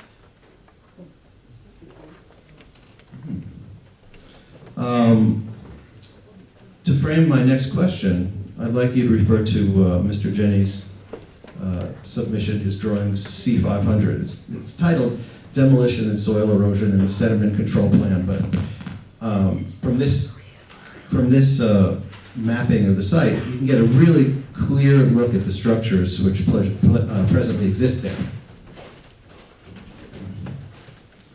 I'd also like to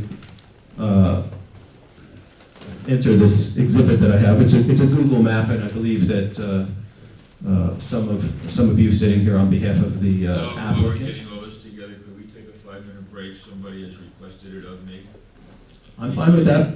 Anybody who's around me just heard the message I got from my phone. Somebody actually phoned me with a message request.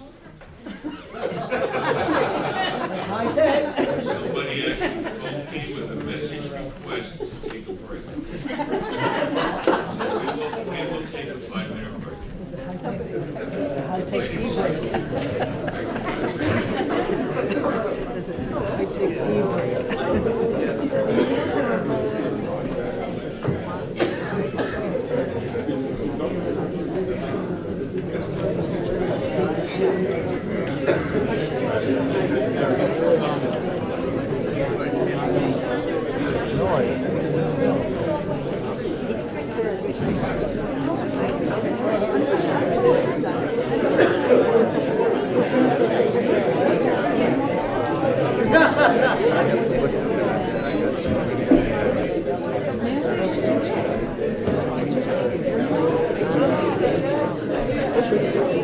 Why would I stay?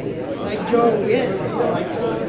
I don't, you know, but that man stands there posing to intimidate us. I am sick of this.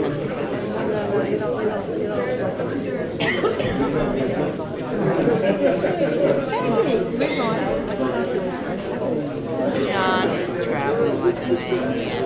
He's not going to be on If we need more advice, I'm sorry. If he asked me, this town needs more advice than your project. Is that a terrible thing to say? Sorry. But this town is sinking badly. I know. I'm sorry. I'm talking about a city that I think needs his help more than. But that's my personal opinion. I can't speak for him. I don't know why he doesn't. You know, he doesn't speak for me, and I don't speak for him. Is he ever home?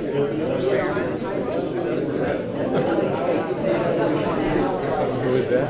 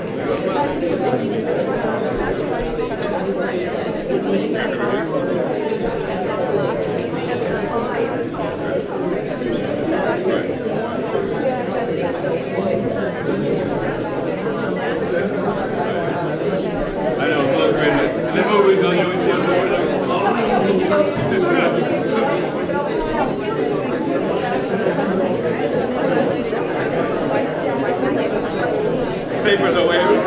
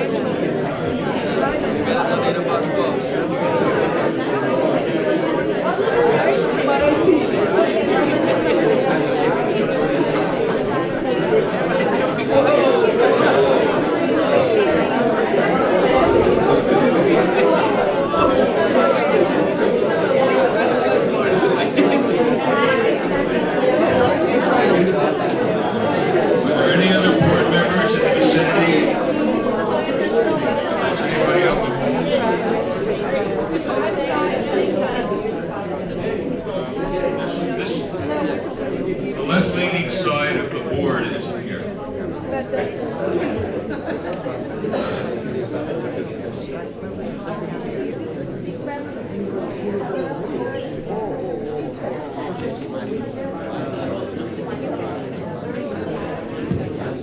figured it would.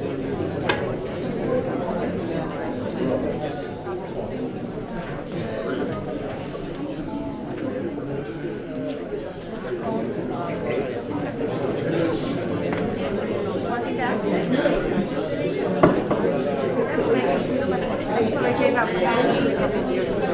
Excuse me?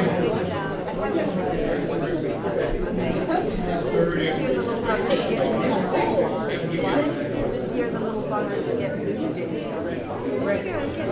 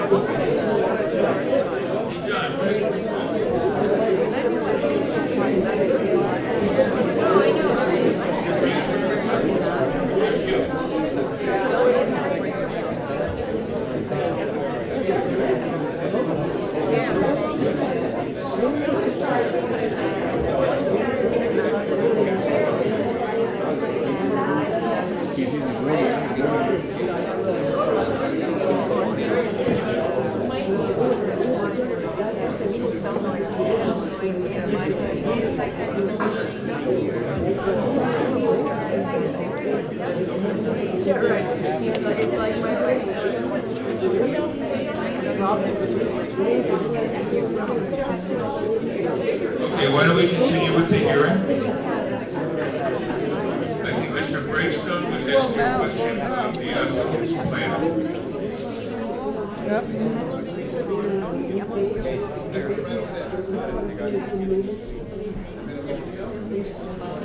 You need the plan, otherwise you can talk to yourself. Please continue. Okay, I was just about ready to distribute an exhibit, and Mr. Alonso, I have one for you, and I have one for anybody else who would like them. I have them for board members as well.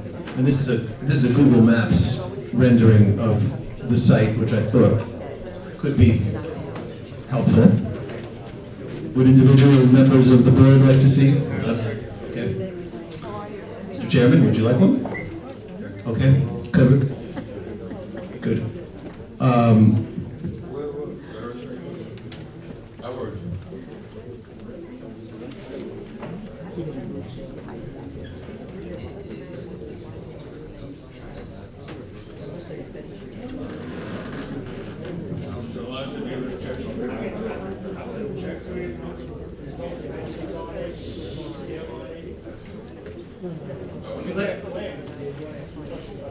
Let me ask you, Mr. Alonso, didn't one of the experts for the applicant use Google Maps? In fact, I believe it was displayed in the visuals over here.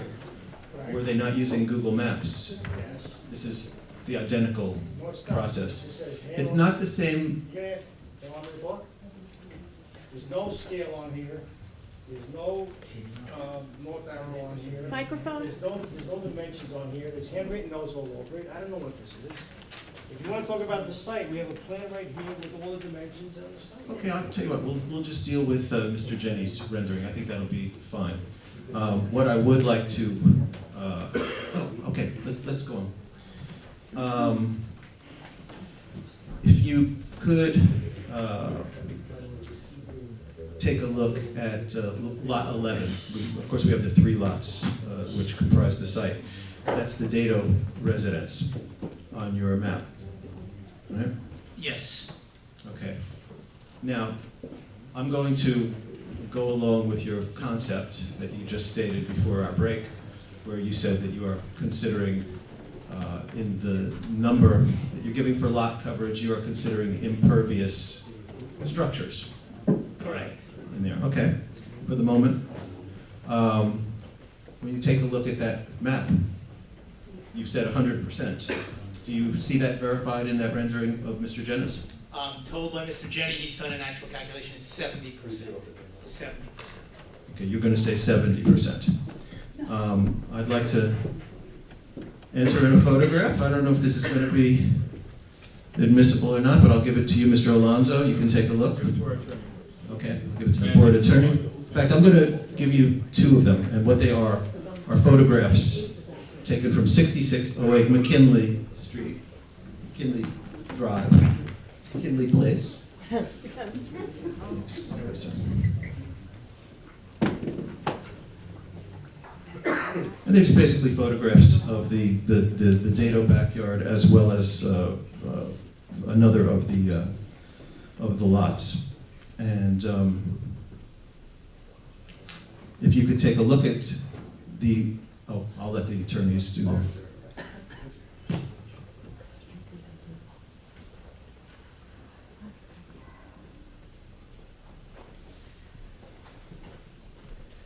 Again, what's this being proffered for? Well, we're talking about the site coverage on that lot. This is a photograph of the lot. I think it'll clarify the issue. The problem is it doesn't show the entire lot. It shows part of the lot. I would accept that. So if I was just look at this lot, it looks like it's 100% open space. Well, we We don't know what the lot is. can certainly observe that we are seeing the back of the house on the lot. Correct, we don't know what percentage of the lot is covered by that house. We don't know what the front yard is. We can certainly refer to the map, can we not? Again, there's no dimensions on here. If you want to look at a survey, but I think these are inappropriate with handwritten notations, black and white photographs, don't show the entire site, no calculations, there's no dimensions.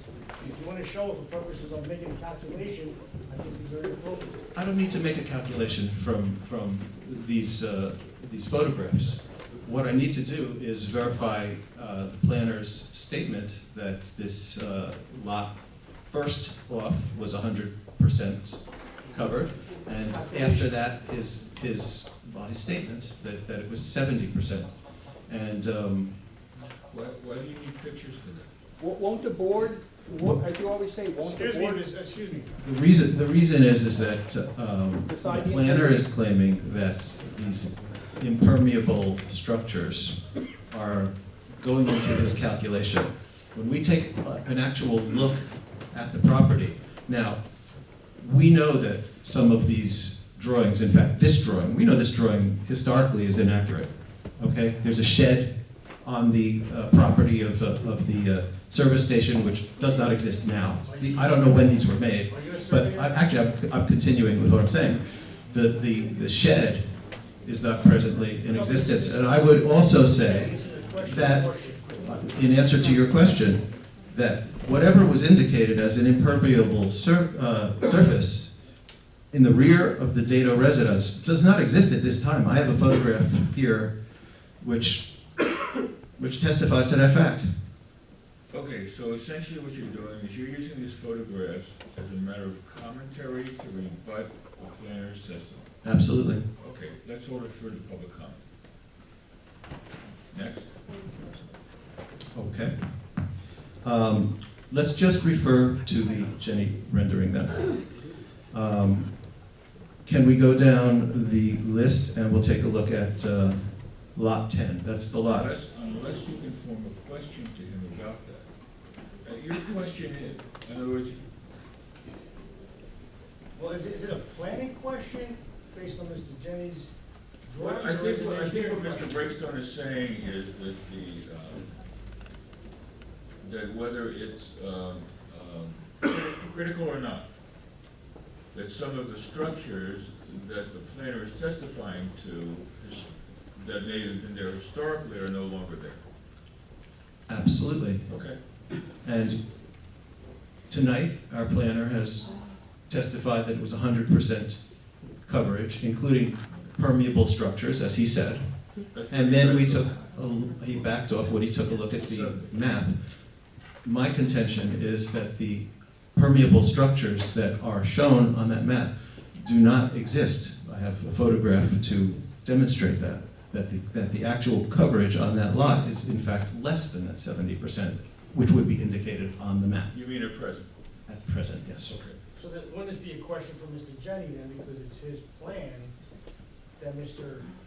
McDonough was testifying to, so I think the question is inappropriate for Mr. Jenny.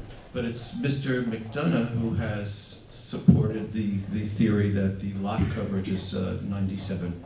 Okay. It's already 100% The actually. question was, you were asking me to validate my comment that the site is substantially covered over. I don't change that statement. I still hold that statement. Okay. So whether it's 100%, 70%, or 60%, or 55%, in your expert opinion, that constitutes being substantially covered. I stand by my statement, yes. Okay, so that one lot will, Does that at least give you something? it'll give me something. Right. Okay, we take a look at lot 10, Skyline, and on your visual inspection of Mr. Jenny's rendering, you would say what percentage of that lot is covered?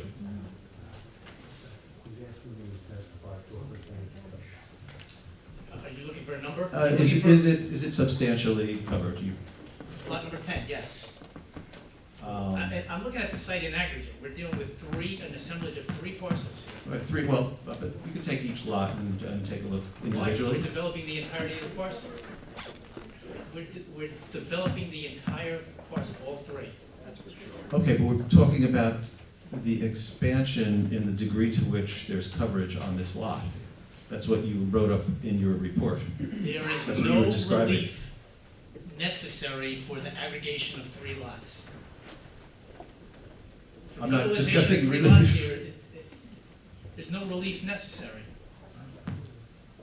If that's the question. Okay, well, just go ahead and humor me and take a look at lot number 9 in the section. Time for anybody to be used. Okay, I got one more. If you could take a look at number Wait, 9. let me clear, because I want to understand, I think, what you're getting. whether you're looking at the 3 lots individually, or you're looking at them as an aggregate, your testimony, Mr. McDonough, as the applicant's planner, is that there's substantial coverage. In short, yes. All right, Mr. Rickstone? When we look at these lots individually, even given your statements about including impermeable surfaces, which I have a lot of doubts about, but when we take a look at these lots individually, we can see very, very much more clearly that we do not have coverage, and particularly when we look at lot number 9, which has no impermeable structures or surface You have whatsoever. another question? My question is, if you would look at lot number 9, I'd like to know your assessment. Do you find that to be substantially covered? Lot number 9 consists of a dwelling. Mhm. It has a building on it, yes. Yes, but I'm talking about the lot, which has enormous park area behind it. What percentage of that lot, would you say 50% or more, less than 50% is covered? I don't know, It looks like the building occupies half the site, there's an enclosed porch. Okay, I'll accept that. Half the site is fine. So we have one site which you say is 70% covered. You have another part No, of the entirety of the site is 70%. All 3 lots combined is 70%. Excuse me. Okay. Mr. Breakstone, you made your point. Please move on to another area. Okay, well, I just want to mention and ask if you're familiar with 414-15, Section 4 of West New York's city ordinance. And when it's talking about lot coverage, it's saying that the maximum percentage of any lot that may be covered by all buildings shall not exceed. It's not mentioning impermeable surfaces. It's mentioning the size of a building. Are you aware of that statute? Shall not exceed what? Well, actually, it says it shall not exceed 75% in this case, but... You didn't finish your sentence. Right, well, the important part here is that the statute refers to covered by all buildings. And it's not saying covered by all surfaces and not defining impermeable or gardens So or what is your anything like that. question? So, in view of that, I think that looking at these impermeable surfaces as part of the coverage is really irrelevant. And I think we're really dealing just with the structures. Thank you, Mr. Breakstone. Please sit down. Um, No, Mr. Breakstone, that's it. I asked you for a question. It wasn't a question, it was a statement. The next person Great points. is Mr. Patrick Cullen. Let me say this now, because of what I've seen, I guess, for the last 2 witnesses.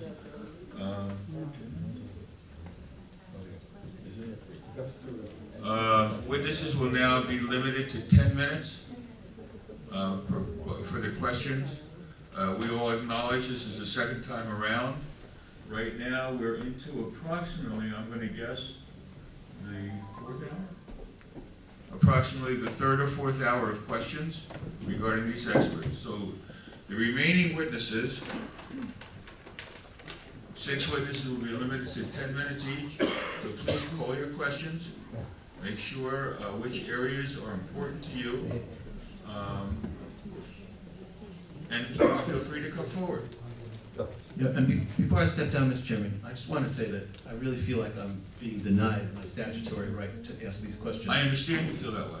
Well, I'm glad you do, because I want to get that across. Can I answer that? Can I answer that, Mr. Chairman? Sure. Case law says that a board can limit or govern itself to be reasonable, to have everyone the ability to be heard within reason.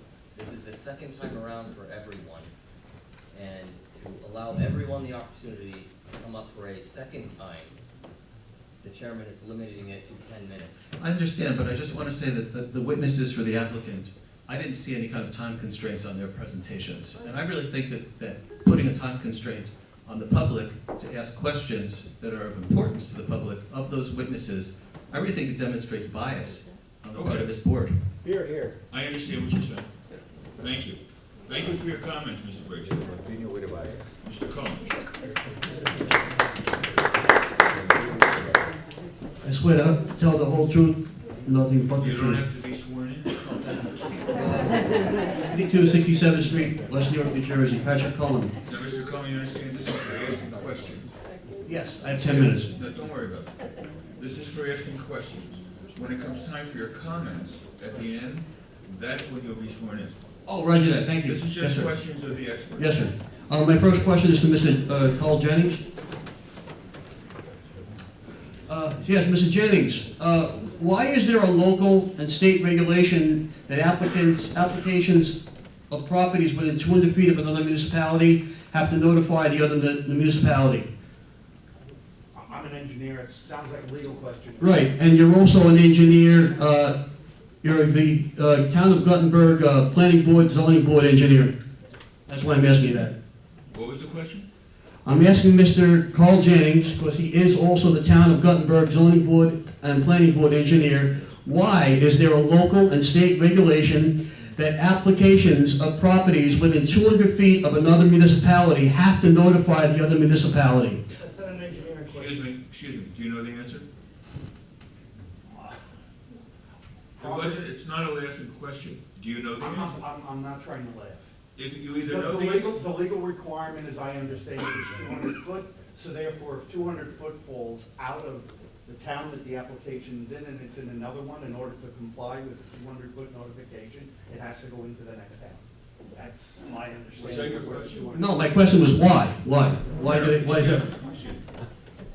His question is, do you know the basis for this law? No. Okay, all right, next question. Thank you for clarification, Sheriff. Thank you, sir. All right, next question. Have you ever appeared on behalf of Guttenberg in your capacity as the Guttenberg Planning Board, Zoning Board engineer at any West New York or North Bergen Planning or Zoning Board application regarding an application that was within 200 feet of Guttenberg? No. Okay. All right, I'll take your word, sir. What is more important to the public good?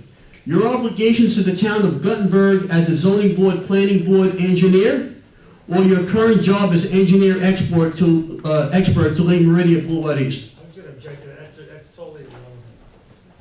It's very relevant.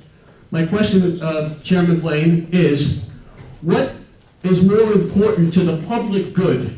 Your obligations to the town of Guttenberg as a zoning board / planning board engineer, or your current job as an engineering expert for Lake Meridian Boulevard East? Which public good? Who's public good? No, wait a minute, Tom. The one that care about their quality of life. All right, I'll come right to my question. Then I'll ask another question then, because it has to be the phrase of a question, like Jeopardy. My question would be, sir, might it possibly be construed that your service here for Lake Meridian Boulevard as the engineering expert perhaps may be compromising the town of Guttenberg, which is within 200 feet of this application? Mr. Cohen, he can't answer that question. Let me tell you why. All right. Who's doing the construing? You and me, right? Yes, sir. Well, then he's not answering that question. Because he can't or he won't. Because we're doing the construing. You're saying can't it be In other words, we construed? shouldn't put words in people's No, mouths. all I'm saying is, if I may suggest something? Yes, sir. That is a very appropriate comment to make Right. during public comments. Okay, You see all right. what I'm saying? All right. You may have, Okay. right? For the record, I've been corrected by the chair, and I've reserved my right to make that comment at the appropriate time. All right, that's all I have, Mr. Jennings, for Mr. Jennings. Okay, my next question is for the traffic engineer expert. Thank you. Sir, do you know what rank the population density of West New York is with relationship to the county? No, I have no idea. All right, we have a traffic engineer talking about, okay, it's actually third in the county.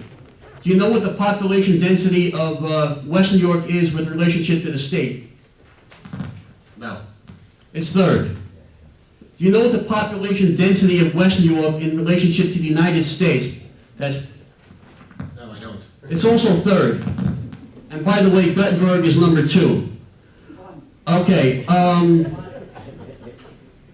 so I'd like to know if you really had considered the population densities of the number 1 most densely populated municipality in the country, Gothenburg, and West New York being the number 3 in the country. Have you considered that at all in any of your calculations or in any other questions that would pertain to your duty here? No, it's not relevant.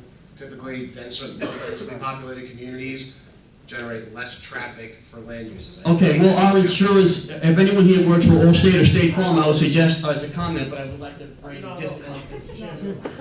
No, it would suggest that our insurance rates are very high because of these population densities. Okay, my final question is for Mr.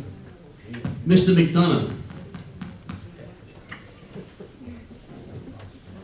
Mr. McDonough, you stated, and you did state this, that you mentioned that there's a low number of projected school children that are going to be living in this high-rise. Why did you state that? Planners typically use tools to come up with certain statistical information, and the document that we typically point to is a study that was done by Rutgers, which presented a nice cross-section of New Jersey, plug into the numbers into their formulas, and that's where we came up with, I believe it was 13 school-age children generated by a development of this type. We also went to actual generation based on I'll call it a comparable project by this developer here in town. That was even lower in terms of this school-age generation. And school age, you mean like from what, age 5 to age 18? Grade 5 to, yes.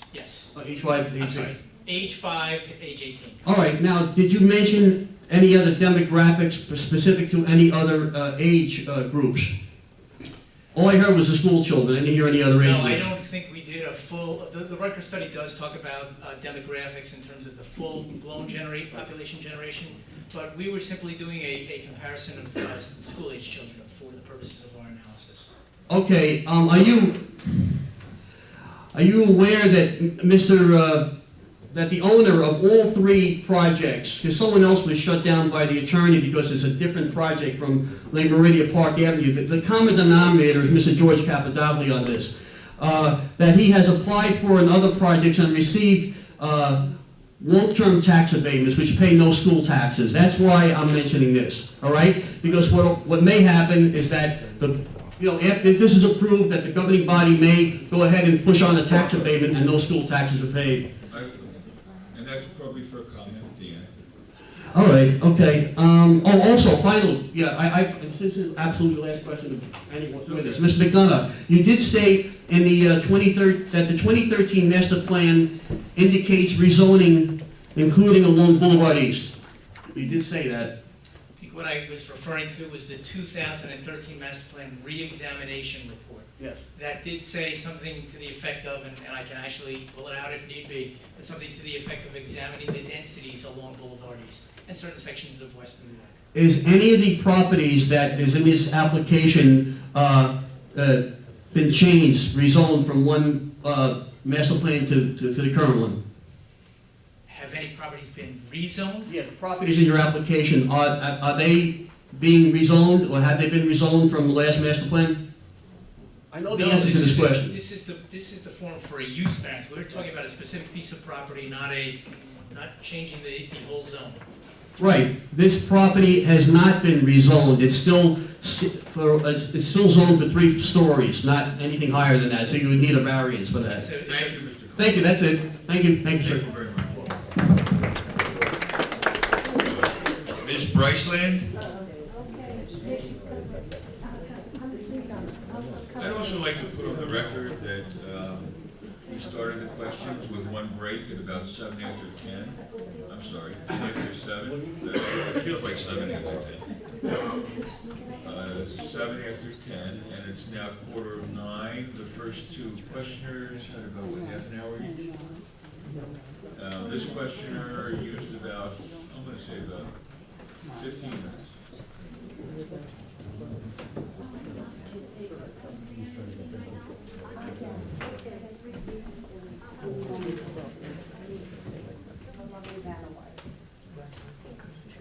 You have to use your imagination.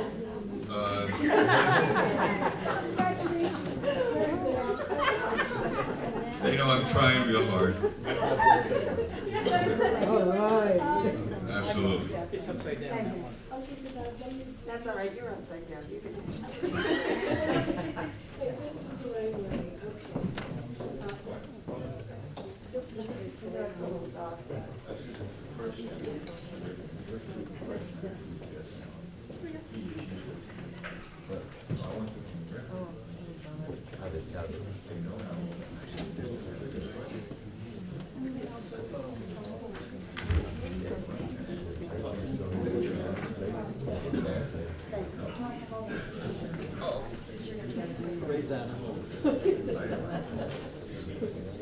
Hi. Oh, no, you don't have to. You have to give your name and address. Rihanna Bryceland, 6600 Boulevard East. Thank you. Do you know there's a woman back there holding something? You see? Yes, I know.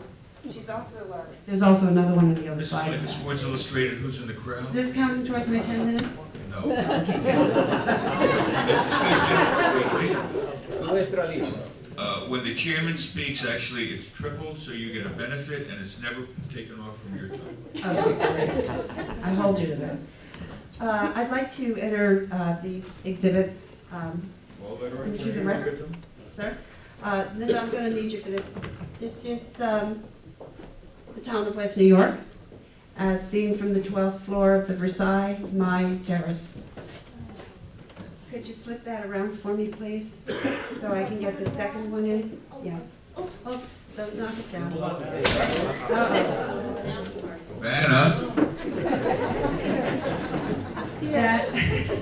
That is the the Exxon Dado. I never know what the name of that little building is. And is this also from your apartment? These are all from my terrace, yes, and Harbor Towers. And now Miss Vanna White, yes, and of course, this is Halifax. Are we ready? Okay. I took the photos. Okay, and when were they taken? Okay, they're all date timestamped. They're on different days. This one here was taken on the 18th of October at 1:47 p.m. That is the 20th of October, 5:35 p.m. And what's the date timestamp in the back of that, Jeffrey? Mr. Alonso, you have an objection to these photos? I just want to know what the purpose of the photos are. I'll tell you in a second. I'm sorry, the first photo she showed of the town of West New York is date stamped in the lower right-hand corner. Yes. It's 10/17/2014. Ms. Bryceland? 2014. Thank you, Mr. Kantowitz. Ms. Bryceland, Yes. just what is the purpose of these photos? Well, I would like to address Mr. McDonough in regards to his statement referring to the Grasso ruling. For what? John McDonough, Associates Planning Board Report, June 3rd, Okay, 2014. right. The Grasso ruling, which states that the applicant would have to convince the board that a taller structure would not be out of place in the neighborhood or degrade the appearance of the neighborhood by blocking views of trees or skyline. So you're going to use these photos as a basis to ask questions of the planner concerning that? Absolutely. Okay, let's mark them. Okay, all right. We're going to mark them. Let's mark B, right, Bryceland? Yeah. B1, B2, and B3. Great, thank you. What about K for Kellerman? Well, There you Mr. go. Chairman, the problem that I have with these photos, Right. for the purposes of demonstrating if views are going to be blocked, there is no reference as in terms of the topography, the heights, the height of the 12-story building relative to the height of our building. And They're just photographs. Okay, let's just proceed. That's correct, they're just photographs. Let's proceed and see where we're going. Okay, fine. But let's mark them, B1, B2, and B3. Who's going to mark them?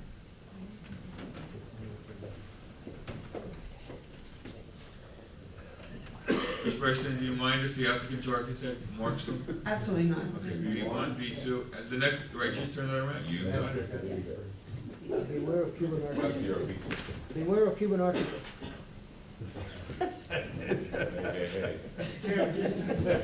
Excuse me, you gotta be marked. And that'll be free. Mr. Chairman, just to be consistent, we already have some markings for objectives under O. You want to make it consistent, otherwise they make it a little confusing if you start using all kinds of different letters. No, I use B for Bryceland. I'm just saying, all the objectives should be O. So we're up to 04? No, there was an O1, we're up to O2, O3, and O4. Okay, Mr. Arancibia, let's. Got it. O1. No, O2? Almost great.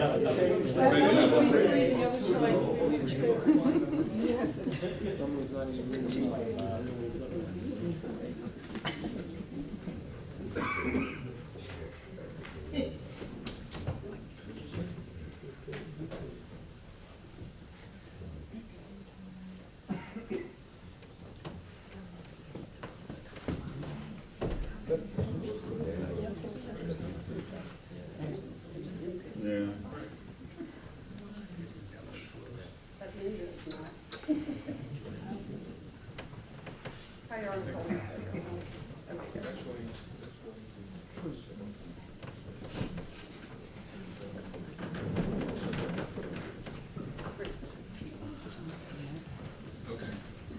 Okay, thank you.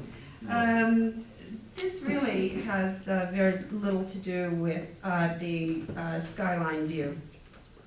Okay. There are more than one views in West New York, but I just wanted to point this out, is that... Excuse me. Excuse me? Yes. As opposed to pointing something out, could you ask the question? You're right, exactly. I'm sorry. No, there's a time and a place to point something out. Okay. You just haven't gotten there yet. I haven't gotten there yet, you're right. Okay, Mr. McDonough says here that the height variance will not substantially impact the public welfare because the height of the building will not create traffic congestion, fire hazards, public health concerns, inadequate light and air, or unsustainable population density. And finally, conserving property values in the neighborhood remains a purpose of land use regulation. These are his words. I'm getting there. From a planning standpoint, the proposed redevelopment would preserve neighborhood property values better than the current use. This is a photograph of most of the planned development site. It features the Dado property, the Exxon, and of course, across the street here, I'm sorry, I didn't have a panoramic on my photo. Ms. Bryceland, we have to get to a question. Yes.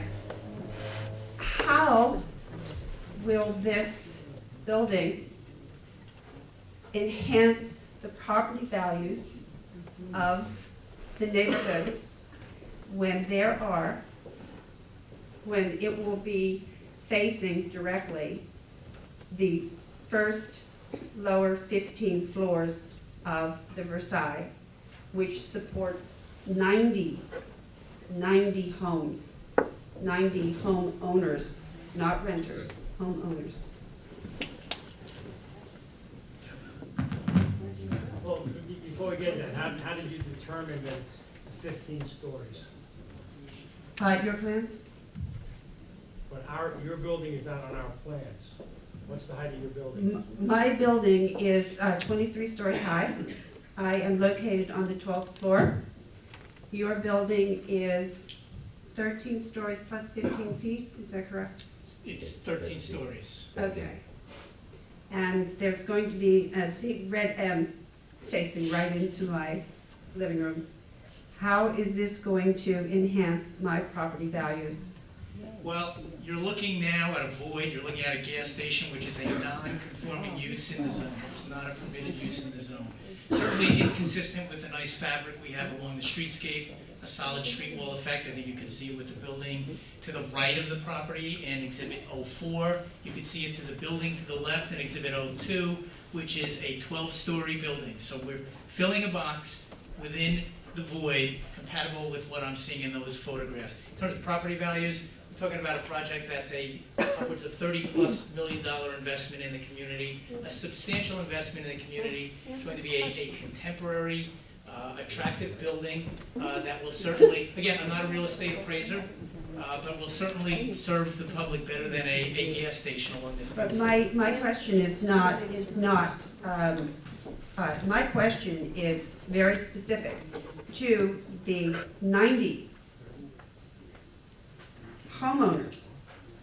90, this is a substantial number, on the west side of the Versailles, who will now lose this beautiful view of West New York, who will now lose the sunlight, who will now lose the air, and in the loss of that sunlight, what will happen to the old trees that cover the front of the Versailles and soften the appearance of it?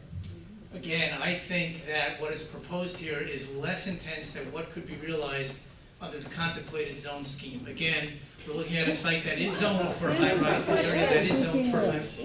Answer the question. Answer the question. That's not her question. Sorry. Her question isn't what could be done. Her question is, what is being done, how does that enhance the property values of the first 13 floors of the Versailles? By introducing a complementary building that is certainly more.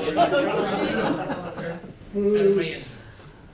That's all? That's a fair answer. Yes, I don't agree with it, but it's a fair answer. I agree. So, Linda, could you flip that around? Oh, I'm sorry, could you just move over here a little bit? This is Harbor Towers.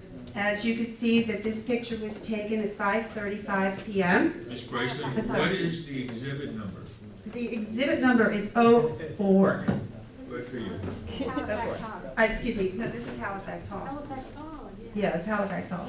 At 5:35 p.m. on the 20th, it was a fairly sunny evening, and you see that there is an enormous shaft of light that hits the south wall of Halifax Hall and illuminates the upper half of Halifax, including the apartment of Mr. Joshua Breakstone. When this is built, your Meridia is built, will they ever, again, have sunlight on that side of the Chairman, building? we're gonna have a shadow study that's part of the presentation once the questions are concluded. But I don't think the shadow study shows Halifax Hall. What? What? Either way, it's not an appropriate question for the. Yeah, I'm sorry. Shadow study. Yeah, it does. You know what? I'm going to conclude with this. I think I've made my point. Thank you. Thank you.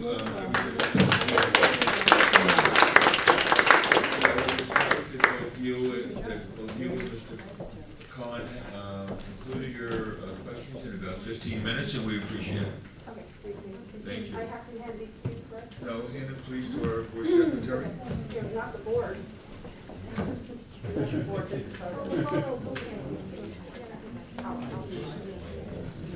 Next is Ms. Gaffney.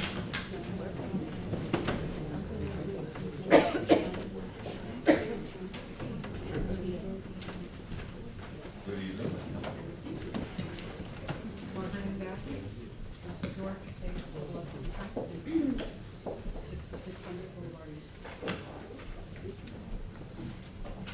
My first question is for traffic director. Is that correct pronunciation?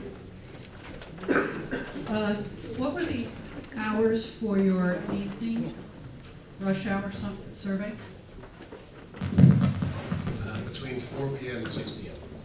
And that you stated that included the hour of highest traffic. Did you survey from 6 to 8 or 9 to confirm that these are not higher? No, the peak hour fell between 4 and 6. I'm sorry, I didn't hear an answer. Did you survey from 6 to 7, from 7 to 8, from 7 to 9? No. Thank you. So it is possible that the actual heaviest hour was left out if it is indeed between 6 and 7 or 7 and 8? No, the heaviest hour fell between 4 and 6. It began decreasing before we stopped counting at 6. And you didn't check to make sure it didn't pick up? That would be highly unusual. I'm not not sure if this is you or the representative of Capitol. There are only 3 more parking spaces than apartments. How many are reserved for guest parking, if any? I believe we had that testimony from Meridian before. There aren't any specifically reserved for guest parking. There's a procedure where if you have a guest, you're able to contact the management office and they'll assign a specific space for that guest. And if you have party with 20 guests?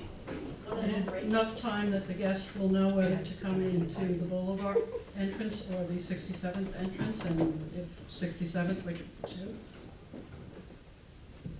Yeah, I would assume they'd be told which entrance. My next question is not for you. I believe Mr., I'm sorry, I forget how to pronounce your name. No, not Jenny. No, not McDonough. No, Mr. Svett. This is a hypothetical, and it follows up on something Umberto asked at the last meeting. I'm a tenant in your apartment. I come home at 7 p.m. on Friday of a holiday weekend, and I find a leak. Now, you testified last time that I would fill out an email because there's no on-premises plumber, correct? No, there's a maintenance supervisor. Is the maintenance supervisor on site 24/7? Yes. Is he qualified to fix a plumbing leak? Yes. Yeah, they all come with a technical background. Okay. That is not the way I recalled your testimony last time. No, I wasn't talking about the boiler. I was talking about a leak in my individual apartment. I'm sorry that that's not the way I remembered your testimony.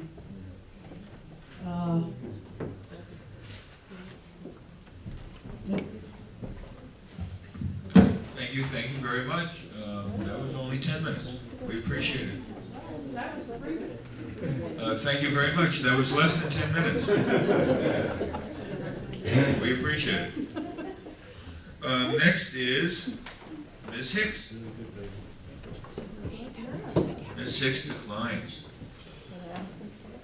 Going once. Going twice.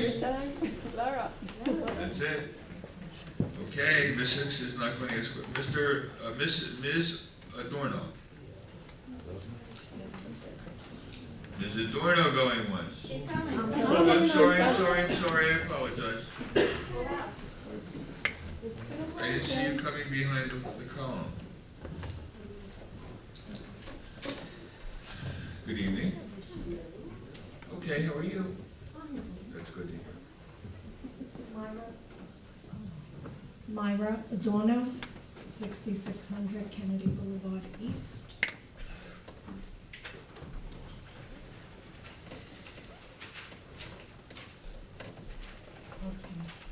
I want to ask a question, a follow-up on Peggy's about the maintenance.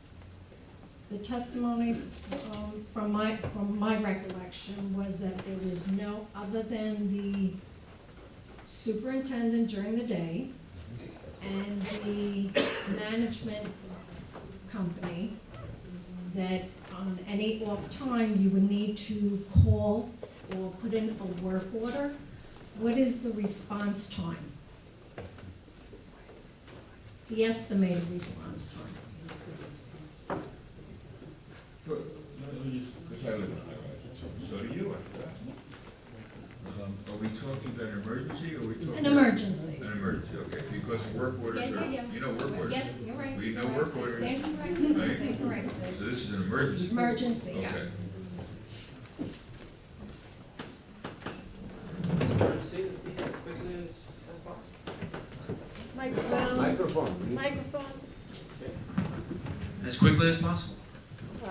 Which quickly as possible, an 5 hour, minutes, 2 10, hours? 5 minutes, 10 minutes.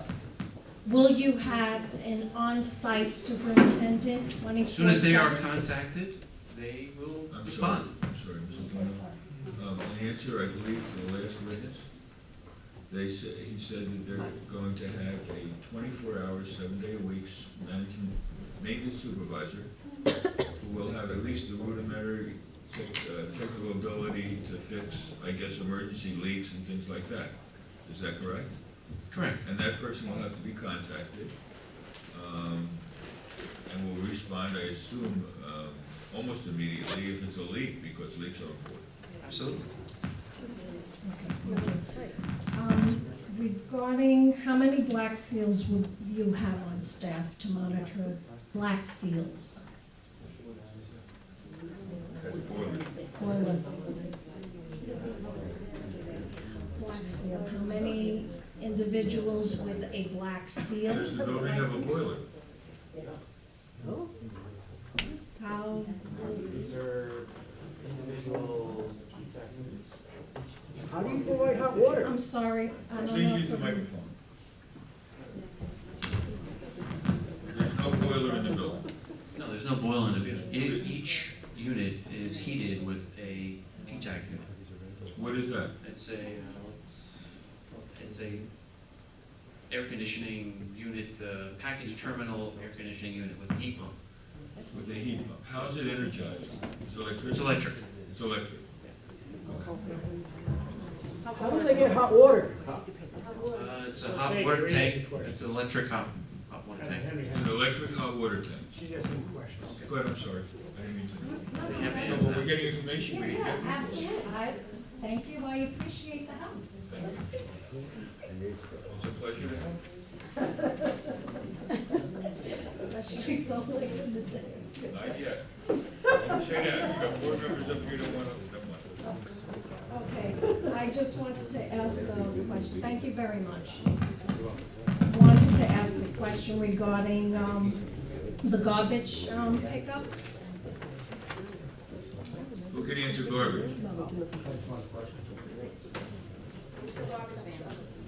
It might be me, but that's one question. Okay, what are the usual hours of private sanitation pickup? That's not me.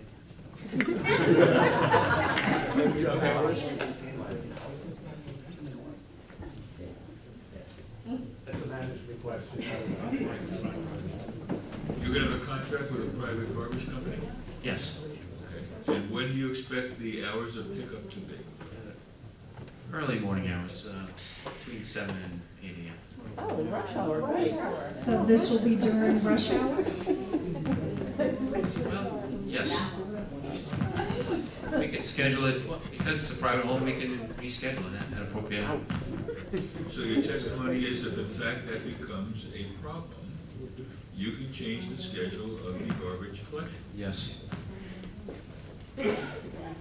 Now, during the hour of the time or times, or hour, whatever duration, will the sidewalk be blocked with the 3 cubic, with the dumpsters that are being moved? Full? On 67th Street, yes. I'll take that, I guess. With respect to the private haulers, they basically pretty much have it on a schedule. They do a lot of buildings, multifamily buildings, so most of those pickups are not usually during the rush hour times. Just clarify that. With respect to pulling out the container, it takes only about a couple minutes to take the container out. Once the people from the actual truck will be there, the men will come inside, pull it out, wheel it out, dump it in the back of the truck, and then bring it back inside. Okay, when you say pull it out, where will they be removing the? On 67th Street. On 67th Street, but from where? From the garage ramps, from an From the outside? garage ramp, that's correct. From which ramp? There's an actual compactor on the premises, so from the floor of the compactor, they'll wheel the straight out of there. I believe that's the second level of the park. On the second level, so these are the It's all three dumpsters? yards, yeah. 3 yards. Right. So then my question would be is how much weight? Is that gonna be done manually? Yes, you know, man, that's for the small containers. That's So what I they'll do. be pushing Yes. that.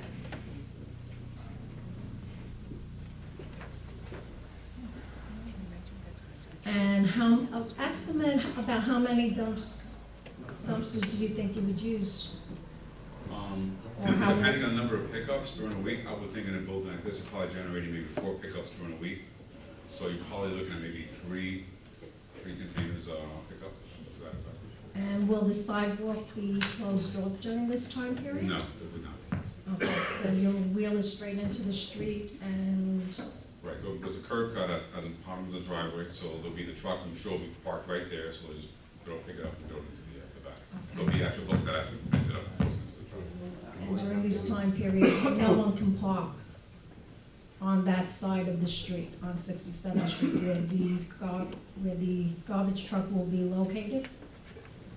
Well, it'll be temporary, but when the truck is gonna be there, and I don't believe you can park there anyway at this point in time. Well, the answer to your question is no, because during that point in time, people will not be able to park there because the garbage truck is there. But those, in that area where the truck is scheduled to park, those are parking spots, correct? I'd have to look at the street, I don't know exactly, but I believe that might be too close to the curb, so they might not be parking allowed there. But in case there is, there might be some type of signage, so it'll be there, no parking between X and X amount of time, so this way they'll be able to do the pickup. Has that been arranged? Because the last testimony was that the management company would be making arrangements with the police department. Correct, we're not asking for a loading zone or anything like that, that's correct. Okay, thank you. No more garbage. We're okay with the garbage. Thanks.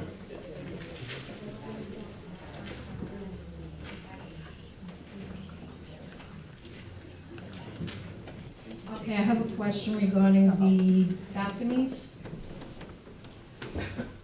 I'll hang myself up there. Thank you.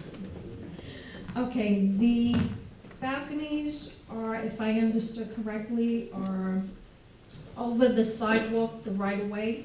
That is correct. Okay. So what allowance from the balcony have you allowed for water runoff? Well, there's going to be drainage from the balconies themselves, so, but the issue of the balconies overhanging, that's something that we still have to go to get approval from the Board of Commissioners to get that. But the balconies will have drains, so they will not be draining onto the sidewalk. So the drains will be on the edge On the or? internal. Internal. Correct. Closer to the wall, the brick wall, okay. So will you, and it might not be for you, but it's part of the balcony. Okay, so hypothetically, I'm a tenant and I want to have plants. I want to put some pots out, and I want to put them around the edge of the balcony. And I overwater my plants. Bad. Well, I made a mistake. How will that affect the pedestrian walking along the sidewalk? What are you talking about? You would be surprised how much people overwater their plants. I have gotten wet on my balcony from the shareholder above me. Can you talk about that in public? I'm sharing with you. I don't know, I think there'll be something, possibly the management, they might not let some tenants put pots or plants close to a certain distance from the balcony. I don't think that's something that we have to kind of, I think it's an internal situation with the management.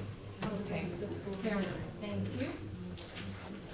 And I think are we'll you the stay- lighting I'm guy? staying just in case. stay. I'm staying just- I don't know if you're the lighting guy or not. Excuse me, something going on here that I'm not aware of. Go ahead, no, please continue. I mean, I'm observing, you have to understand.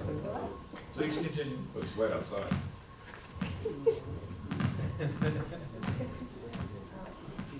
Excuse me, my wife. I don't know, ask, maybe I can answer, I don't know. I'd like to know what, will the scheduled hours that the signs will be illuminated? I don't have that information, but I'm sure that there will be some type of schedule if the board would like to have something out. We're able to have something provided for you, possibly in the next meeting, possible, we should be able to possibly accommodate for that. So, very good question. Mr. Adorno, at the next meeting, Mr. CBA has promised that they will have some type of lighting schedule for the lighting. I will save my lighting questions. Thank you. Okay. Now my concern is about, like snow removal and safety, maybe, okay. Management. Well, my concern would be the M that's going to be at the top. Will that be fully framed out, or will it be in the shape of an M where it concaves down, the lettering? That has not been designed, that's really a signage issue. Just based on my understanding, that will probably be fully framed out. Okay. Now, what are the proposals to remove any accumulation of snow and ice on the signs and on the trees that are gonna be at the top of the building? Again, that'll be something that general maintenance should be able to take care of, those types of things.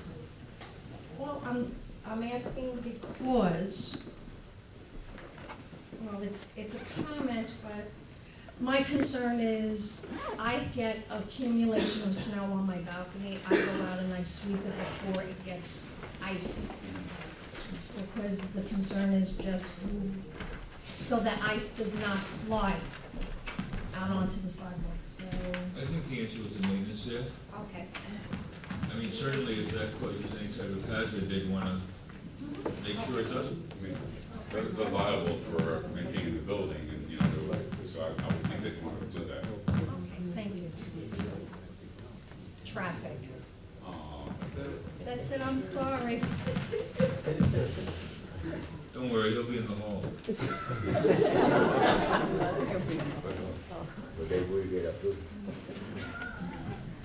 You mentioned earlier something about software that's used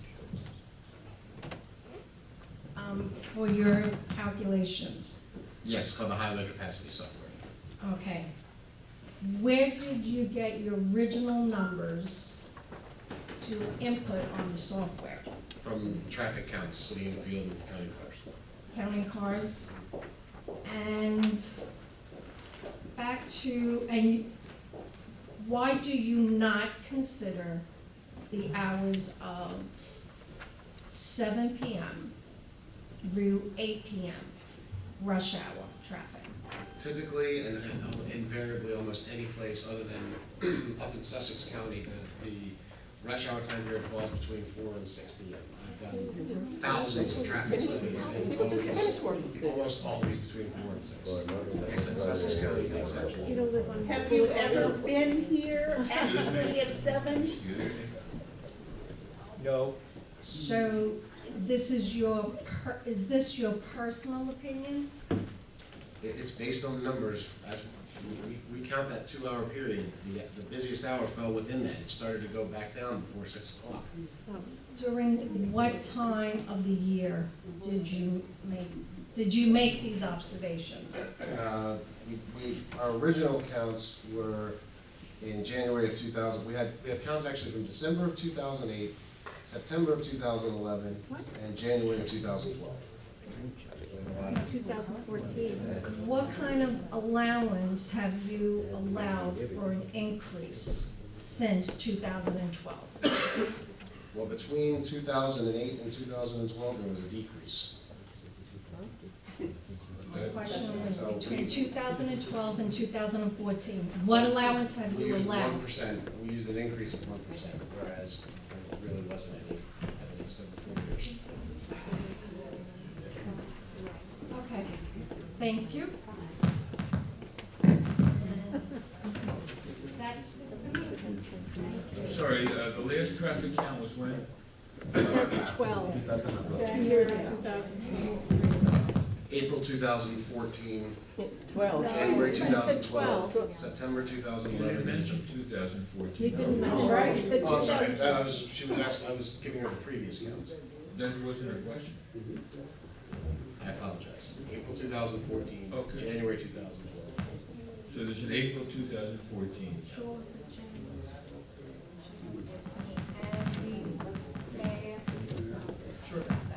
What was the increase from 2012 to April 2014? There was none. 2008 was actually the highest. Okay, thank On you. Boulevard East. Thank you. Thank you very much.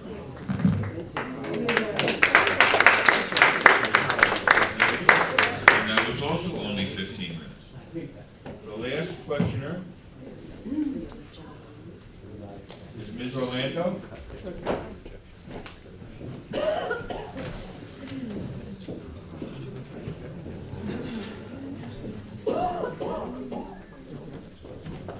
Good evening. I forgot my glasses, can I go in? Wrong one? No, thank you. No offense, but I don't know if we have the same prescription. Well, I'm how so many sorry. times do you put them on? Oh, you have them? I thought you left them. Oh.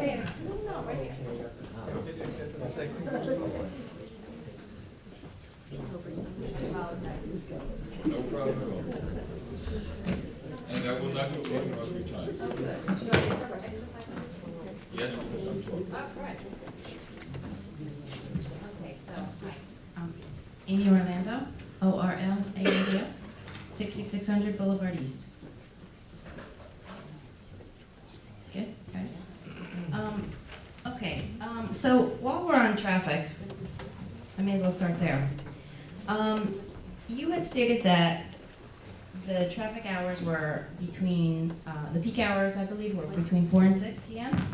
Yes, the evening peak. Right, but you don't have any statistical information for anything past 6 p.m. to, I'd say hypothetically 9 p.m. for traffic? You have no figures, no data? I have done thousands of 24-hour tube counts where you count the cars for 24 hours throughout the state, and the evening peak is 99% of the time between 4 and 6. I have tons of statistical data. But you're answering a different question. So let me try it again. The question I'm asking you is, have you any data specifically collected for this project? At this location, no. Thank you. Have you performed any traffic studies in connection with New York City? You have not? Okay. So then you can't speak to that.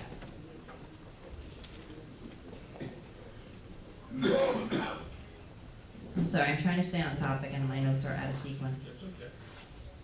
Take your time. Okay, so back to traffic. Take my time? All right.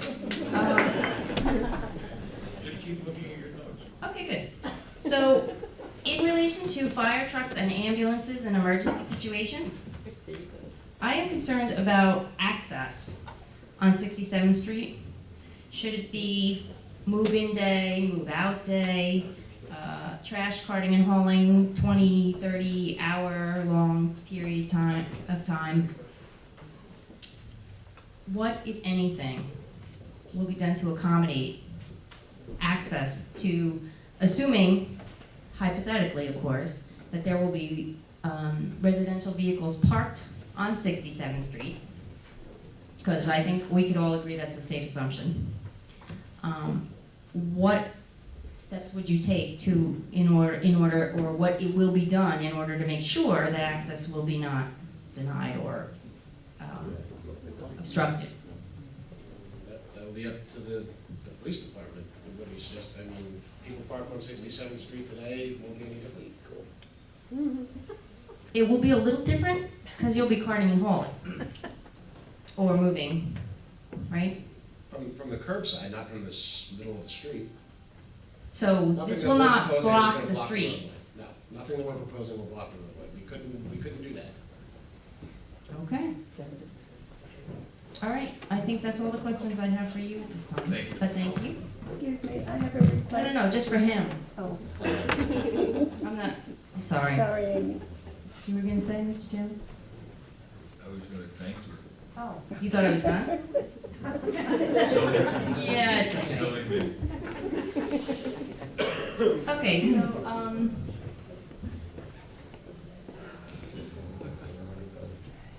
back to the sign. Who's who's the sign person? Because I'm sorry, I don't know. I'll take that on. You'll be the sign guy, thank you. Okay, so the sign, the M, the big red M, as I understand it, is supposed to be approximately 8 feet by 11 feet and illuminated in red. That's correct, right? I believe that's what was stated. Okay. Assuming that to be true, then let's just go with that. In addition to that sign, you have side banners, Yeah, blade signs are. blade signs, I beg your pardon.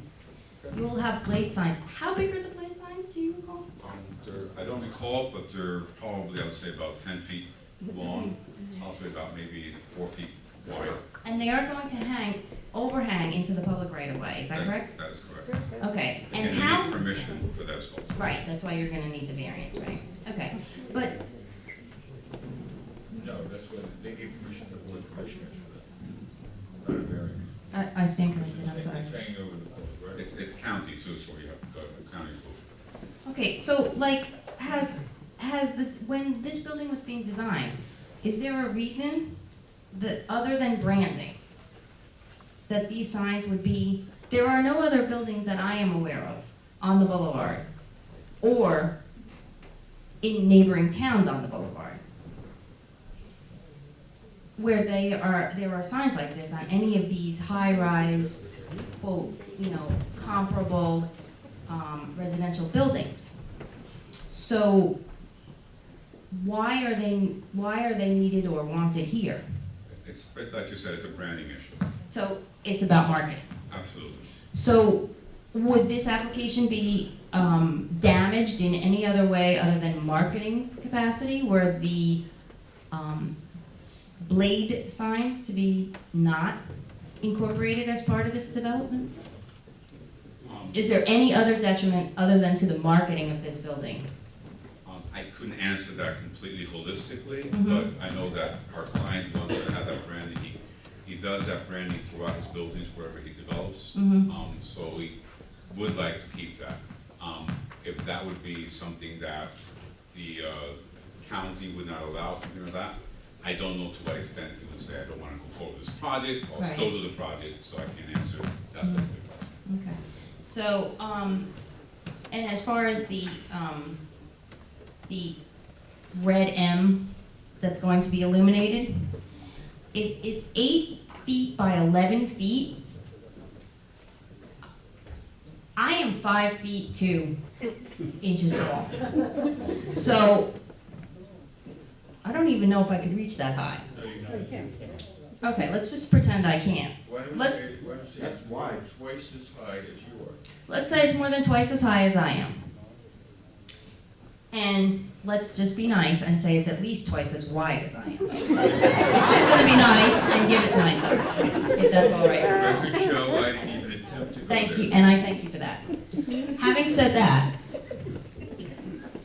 again, other than branding purposes, considering the Versailles, where I am a resident, is clearly obstructing any potential view from Manhattan that any potential renter of these luxury apartments would be interested in contracting with you, your development.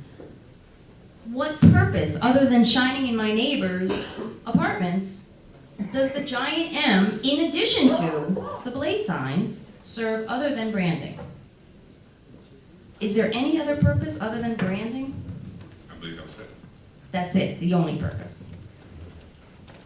Okay, so I don't even know what else I could say about that. Okay, so in addition to this, what exactly is the benefit, and this may not be a question for you, I'm sorry, I don't know who the expert or the person to respond to this would be. What is the benefit to the town of West New York to be the first town on Boulevard East where we're going to have high-rise to high-rise, high-rise directly facing high-rise?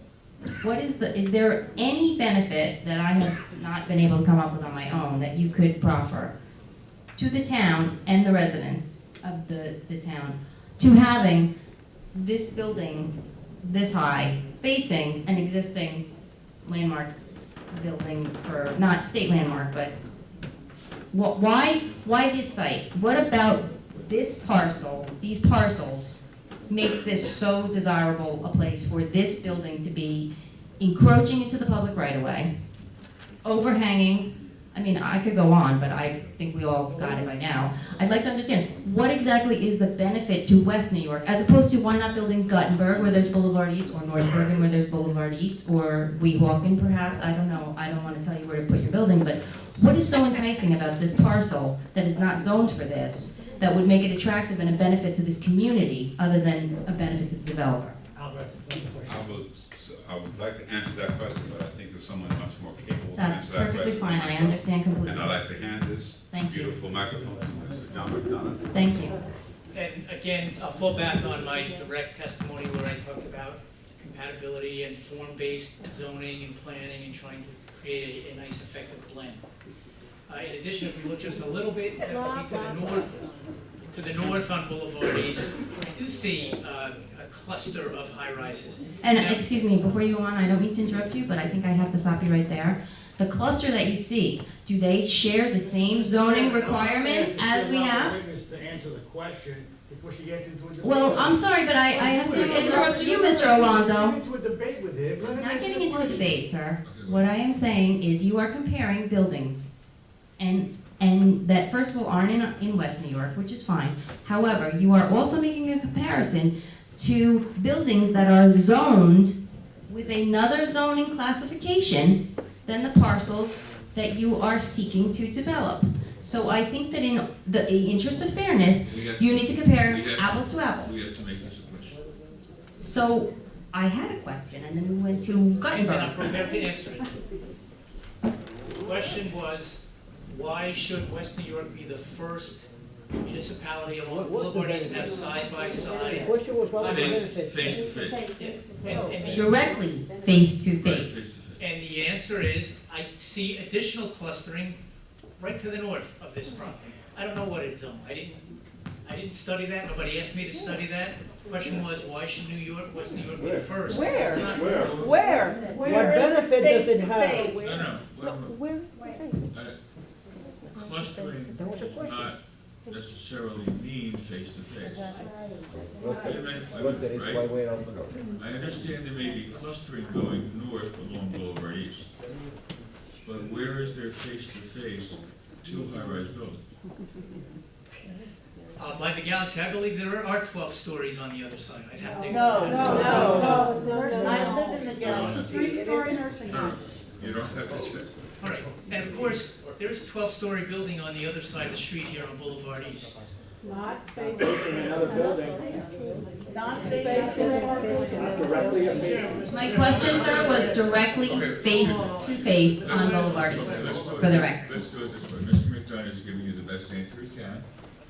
Whether it's satisfactory or not to you or to the board, it's the best answer he can give. And I know of no zoning prohibition of having face-to-face high-rise. I know of no planning rationale that says don't have face-to-face high-rise. It's not something I encounter in good or bad urban design. The question was. So, okay, so to that, listen, that's your answer, I accept your answer, I completely disagree with your answer, I understand that there may or may not be a zoning requirement, but I understand what you're saying. However, there are zoning requirements for the parcels that you have been, contracted to develop, and they are zoned differently than the parcels that you compare to.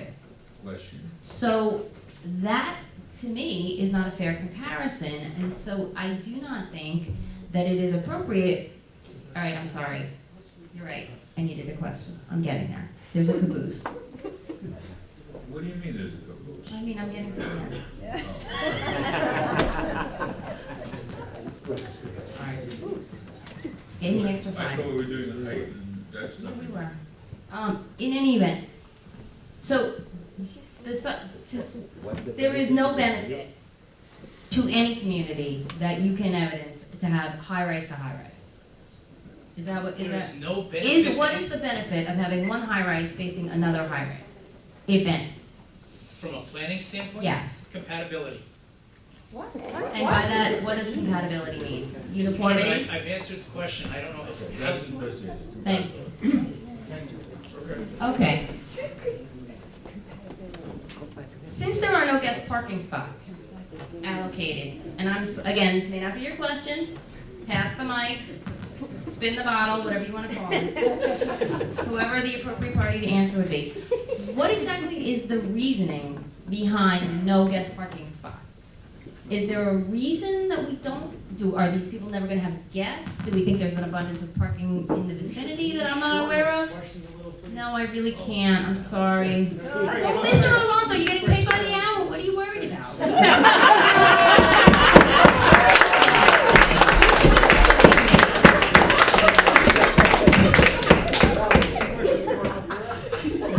And what is your objection to my asking that question? I have asked a question in the form of a question, I might add. 25, but I know you're not gonna let me ask them all. I'm really trying to cooperate here, Mr. Blaine. I really am. I do have many more questions. In the interest of fairness, I'm being honest, and I am asking questions. I'm waiting for an answer. You never finished the I said, how come there are no guest parking spots? question, and then you keep going. Is that your question? How come you have not allocated any guest parking spots in your parking layout and design of this building? Who can answer that question? Mark.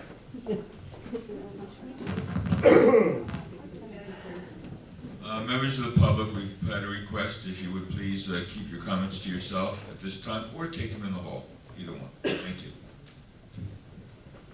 The parking requirements that are set forth by the RSIS include guest parking. The number of spaces include guest parking. We're two spaces short of that. We have evidence from the existing Meridia building that they will have on the order of 0.9 spaces per unit, so there'll be plenty of extra parking on that. Based on that, and also based on the census data in the area, there'll be even a lower number of parking spaces. So we expect there'll be ample available parking for guests without specifically reserving it, because it's interior to the building. We don't want people just coming into the building without actually being a guest of somebody who's there. But none of those parking spots are designated as guest parking spots, is that correct? No. Okay. None So, of them are designated for anything until a tenant needs it. okay. So, there are, because of the parking difficulties in West New York, there are many people who have guests visit my residence, where there is limited guest parking available, who Want to ask, park who want to ask questions? who park across the street at what is the the former gas station, and they will not be able to do that. So where? Many people who, not just in my town. Excuse me, can you please move this caboose up a little quicker? Okay. Are you aware that you will be taking away the parking spots for guests and perhaps other West New York residents A lot of residents. by removing? We're not taking away any parking spaces. What? Oh, excuse me! This is wrong what you're saying, and it's terribly Excuse wrong. me, ma'am. No, you can make that comment when it comes time to public comment. Anytime. Which I will.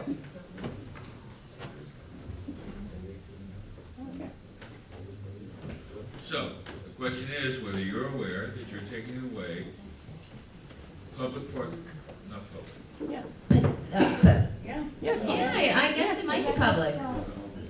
I don't know, you're the one, you're the expert. Private property. All right, you're taking away parking spaces, whether Yes. they're public or not, that are presently used in the gas station by building this building. Are you aware of that? Yes, we're taking away guest Thank you very parks, much for your surveys. answer. Thank you. You're aware of that. Okay, That was your question. that was my question, thank you very much for clarifying. You're welcome.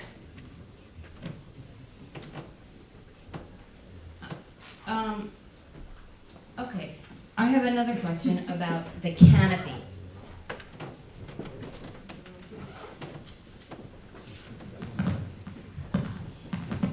exactly is that canopy constructed of? It'll probably be some type of a steel frame structure. Steel, like metal? Yes. You said, I'm sorry, okay. What is the purpose of it other than to provide shade? Aesthetics as well. Aesthetics? Aesthetics. Question.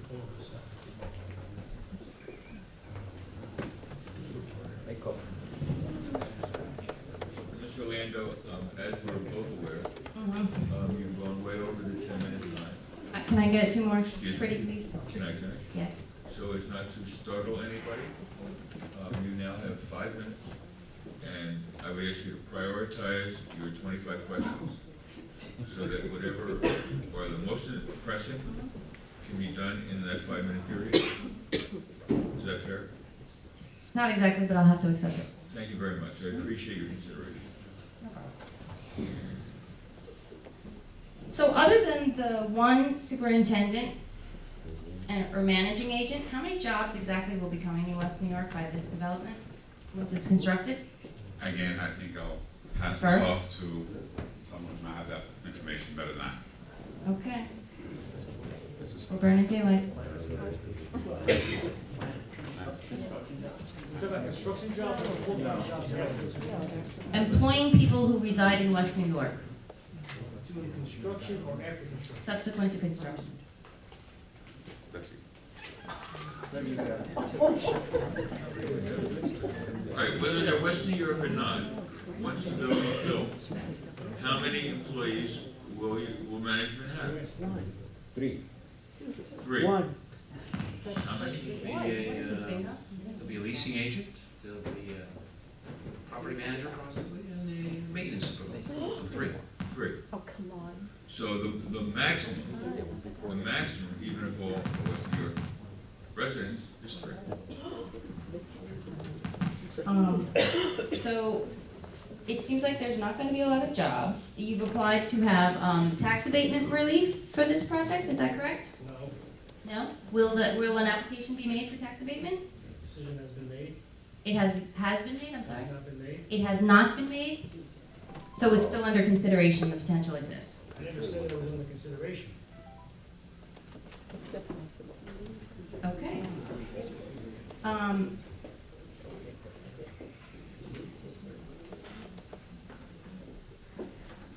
Oh, this will be my last one for tonight. I noticed in the application that was submitted to the zoning office that a subdivision application was requested. That box was checked yes, and I did request a copy of the subdivision consideration. It's technically a consolidation of the lots, not subdividing the lots. Taking 3 lots and consolidating into 1 lot. So, It's a reverse subdivision.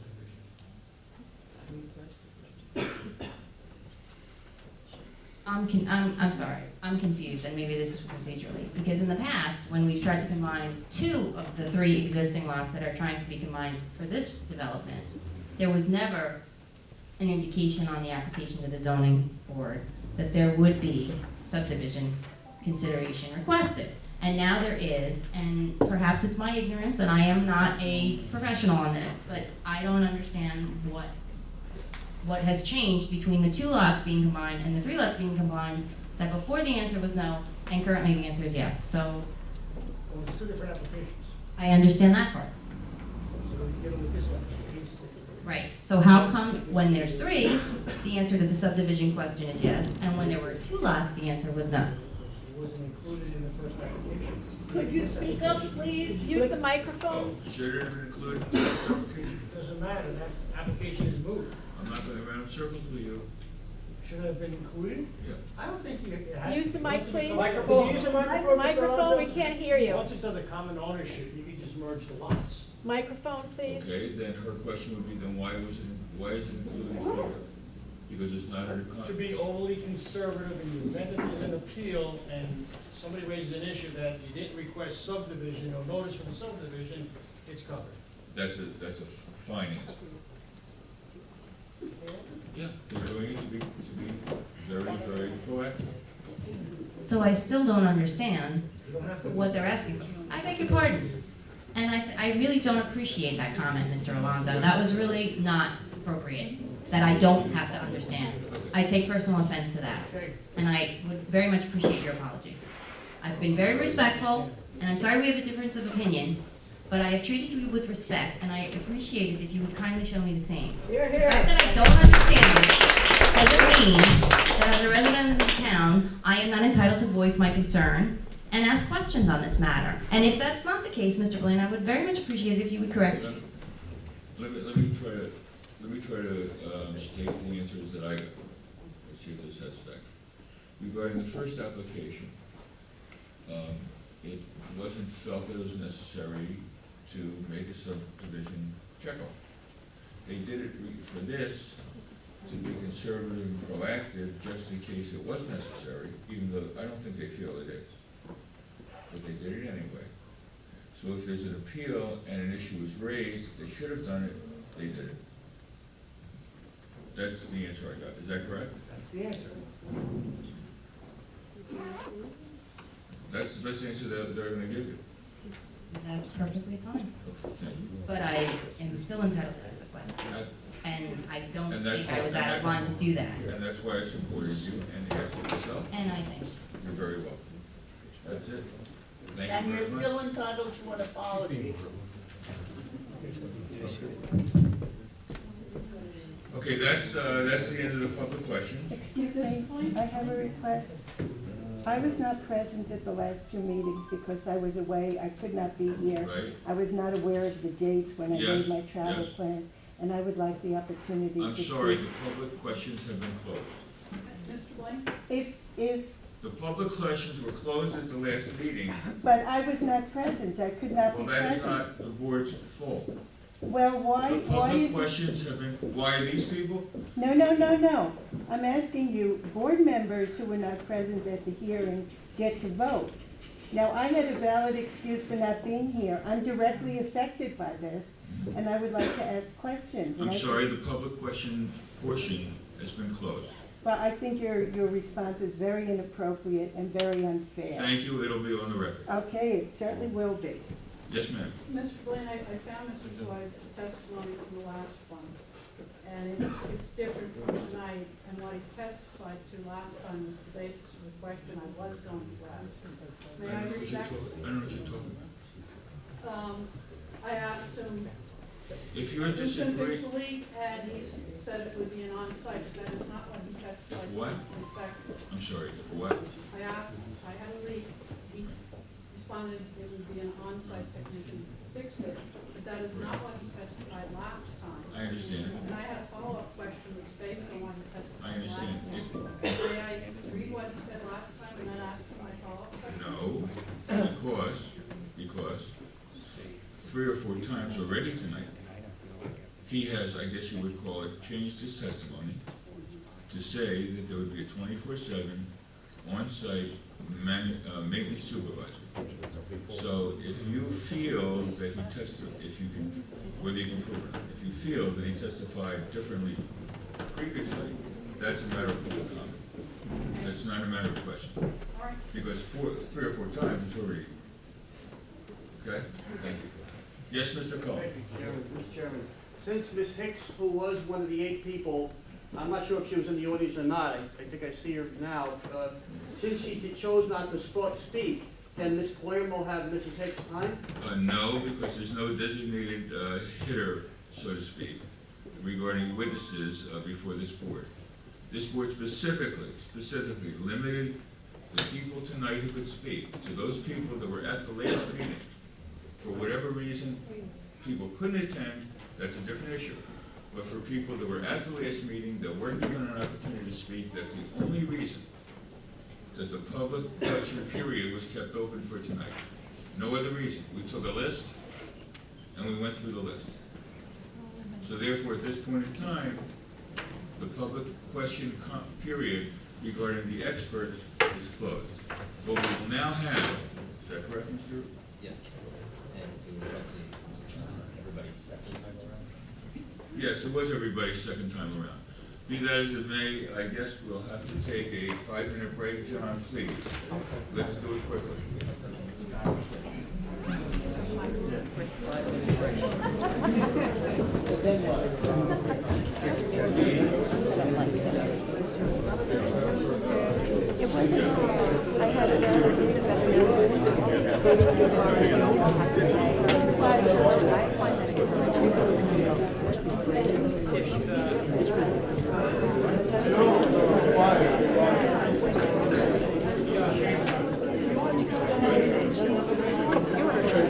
You know the game. You should sign your book. He's back.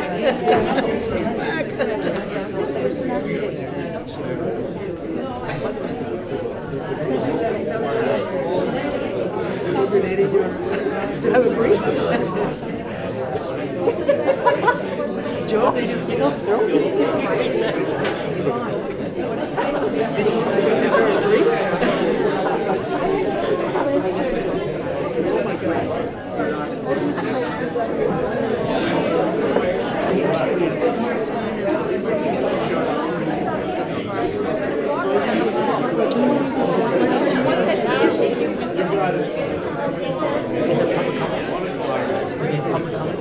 No, the portion of it, questions. I'm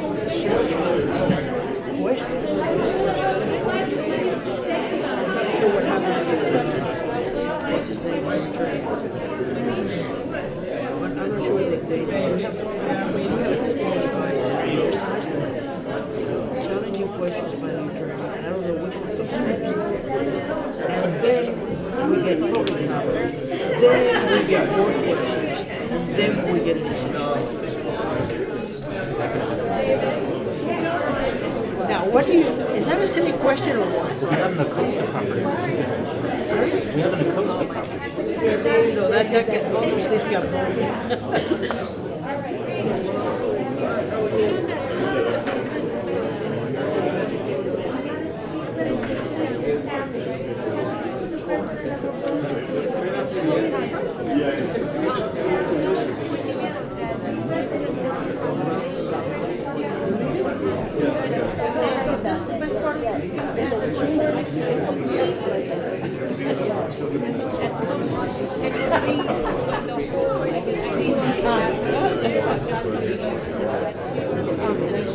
Side meeting,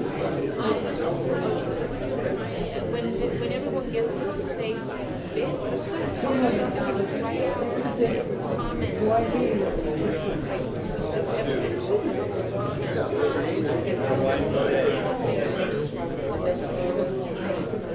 you should have comments to give out, like if you need to make a comment. It's still good to have it, because I'm videoing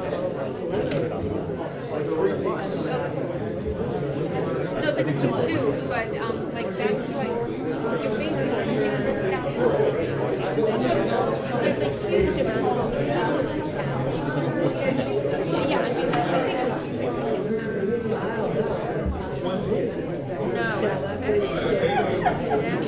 And then when we get something to go up, we should like memorize all these comments. Like that's enough. Yeah. I talk now. Right, no, I know that, I know, but I mean, we can go to the last judge, listen to the second judge. So that's what I think he was talking about.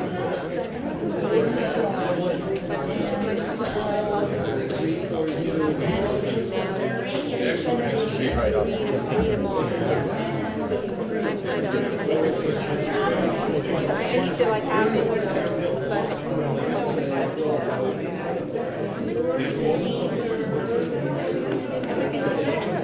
they add to the population. So we're not talking about those.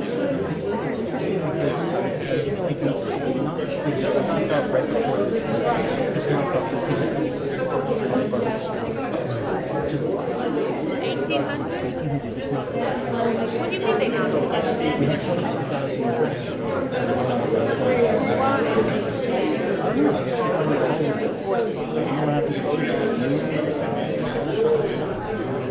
the first time they came to that, yeah, we love it.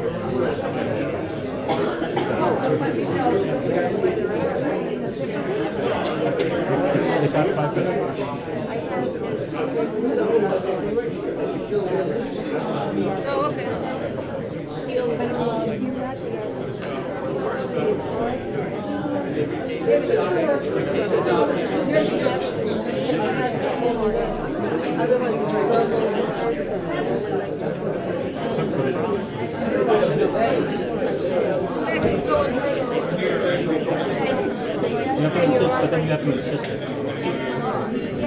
Because they have it on the record.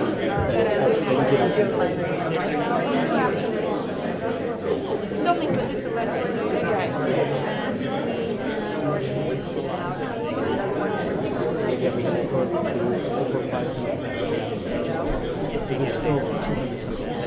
All right, why don't we continue?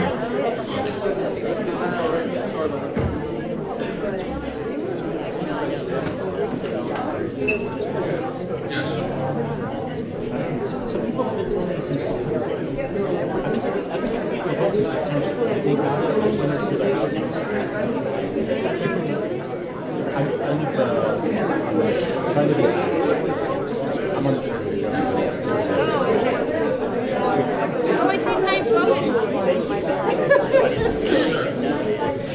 Jordan and I have a lot of fun with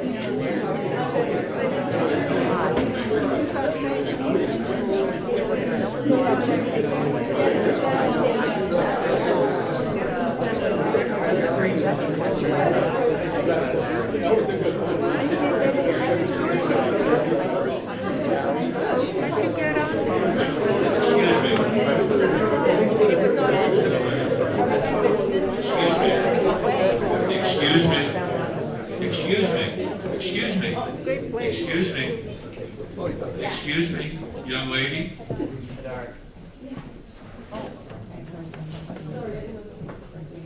Please come here.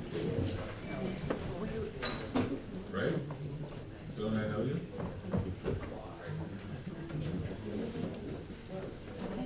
Didn't you used to teach dancing courses at Riviera Tower? She was our dancer.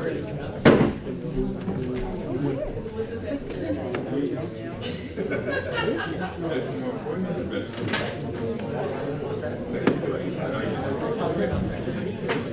Worried about the amount of time that's going by. All right, what we're going to have now, continuing the hearing, is the case study given to us by the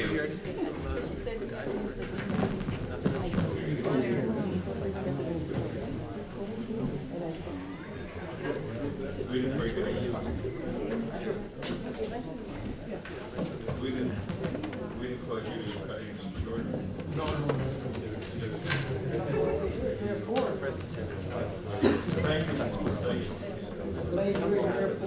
Or nothing. All right, why don't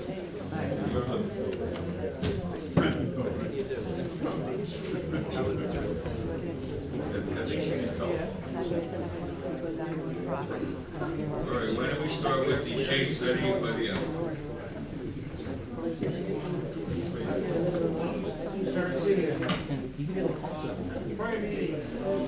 If anybody's interested, we're now having testimony on the shade study, and it's on this easel over here, so if you want to move around here, that's fine.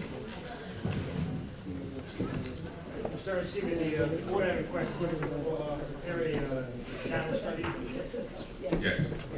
But they gave you some specific dates and times. That is correct. They basically stated that we needed to do shadow studies for the months of May, June, July, August, and September between 6 a.m. and 6 p.m. And did you perform that study? Yes, we did. And I believe you actually provided a copy to the board prior to this evening. Yes, we did. Okay. And then,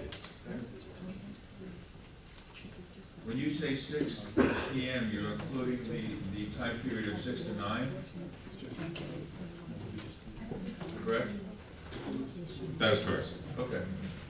So the shade study is really... To 7, excuse me.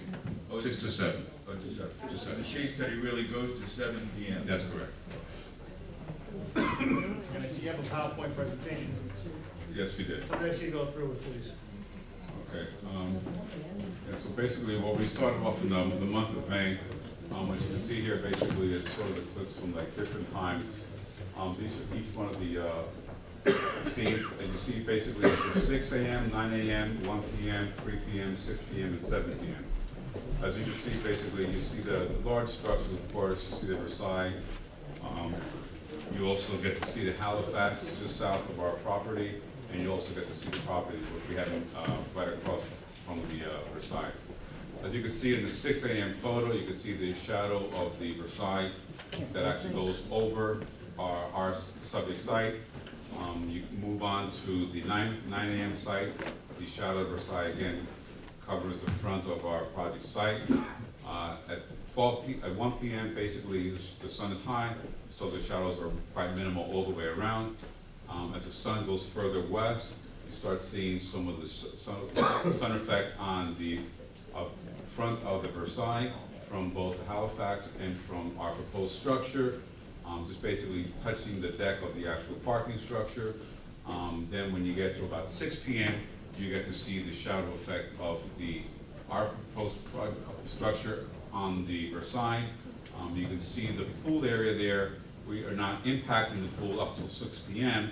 However, the Halifax shadow is basically over half of the pool at that point in time. And at 7 p.m., it's already dark. Here you can basically see the rendering, a little close-up of the different shadows. Right? And you can see basically the way the sun shadow goes. This is in the morning. I can see the shadow walking through the space. As it goes from east to west, the shadows change, of course. And you see the way that this building masses that we have here, between the Halifax, our projected building, and the Versailles, basically almost work in unison together as far as in the morning, some throw shadows on one, and in the evening, the others throw shadows on the other. So there happens to be quite a blend. Please note basically that the pool, again, where the pool is located on the Versailles is really bad design because you located the pool in the north side of a structure. When the sun is facing south, it's really in the wrong place for the building. But you can see that basically, even in the late summer, what you have is the Halifax is impacting more of the pool than our projected building as well too. This is in the month of May.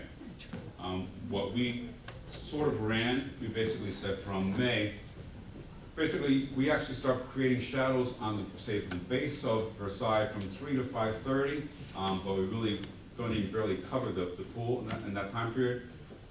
The Halifax covers the pool more times than that. So in essence, we're actually creating some shadow on the Versailles for only a period of like an hour and 15 minutes. That's roughly what we've been gathering from the information. So if you want to go on to the month of June.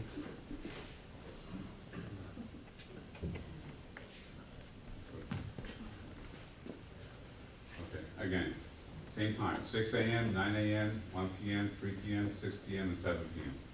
Again, let's go straight. No, I'm sorry, I just want to correct you. You said that during May, and now you said again June. It's not 12, it's not 1 p.m., it's 12 p.m. 12 p.m., that's correct, I'm sorry. Okay, again, See the shadow effect again, starting in the morning, run it again. As you see in the morning, see the long shadows of Versailles on our building, and it travels back to Versailles, covers their own pool for a while, then our shadow comes in and gets part of the pool for a little while, and the Halifax also now covers the entire pool. So, their own building covers the pool, our building covers part of the pool for a little while, and then the Halifax covers it for the rest of the period. So, as far as the times that the pool is being affected by our building, by the time we did the analysis, we figured that our building actually affects the location of the pool in the month of June for about an hour and 15 minutes. And again, the shadow study is clear. You can all see it. You can time it. There's a timer on the upper corner of the clock there, so you can actually know exactly when it starts, the shadow begin, and when it ends. Going to the month of July. Again, same issue. Versailles, the morning sun hitting our building structure. As the sun comes around, hits our building structure, it goes, and then it kicks back, covers our own pool again, and then our building and the Halifax again impact the pool. So basically this happens month to month. I mean, the time periods change a little bit, but roughly you can pretty much see that the Versailles, the Halifax, and our projected building will impact the pool. During the month of July, we figured that our building would actually affect the pool for an hour and 15 minute duration.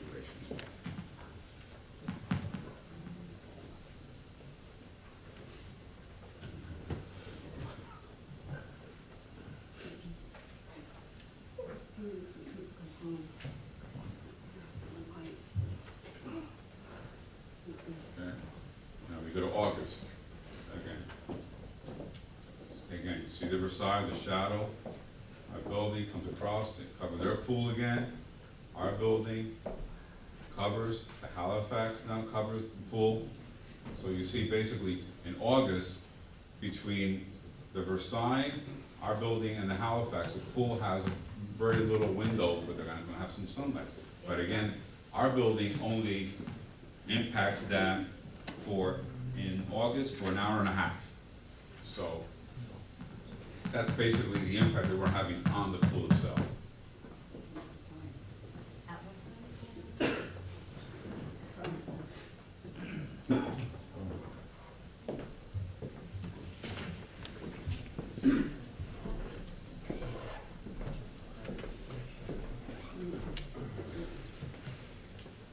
As we get into September, again, lights diminishing longer, the longer shadows. See the Versailles again on the pool, our building on the pool, and then nighttime again. So in September, basically, our building covers the pool area for about 2 hours and 15 minutes. But their building does as well. So again, that is the impact. So in essence, for our building during the course of the months, it's about roughly an hour and 15, an hour and a half. That's going to impact the pool. That again, it's designed on the wrong part of the structure. So it's okay to do that.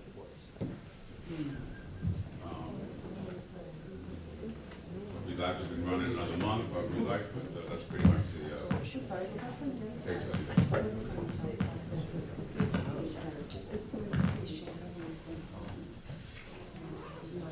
I remember your statement that's embedded in my mind from the last application. It is what it is. Which is exactly. I'm sorry, Mr. Ernst, do you have anything else to add? No, I just, okay. You wanted to shadow study? Absolutely, thank you. The board appreciates it, thank you, and appreciates the timeliness with which you provided it to the board. Thank you. It is a lot more work than people think it is. But you still. I'll take you. Could we go back to the shadow study? Sure? Okay.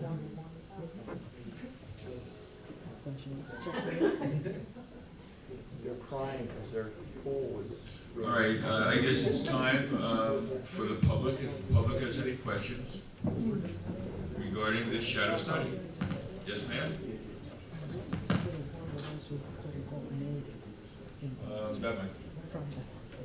Name and address. Good evening. Good evening. Natalie Breakstone, 6701 Kennedy Boulevard East, Halifax. Could we have like a blow up of maybe either the month of May, June, at 3 p.m.? I don't know if we could stop it that quickly. You have about that one there. Yeah. Okay. Yeah, exactly. Okay, sure. That's me.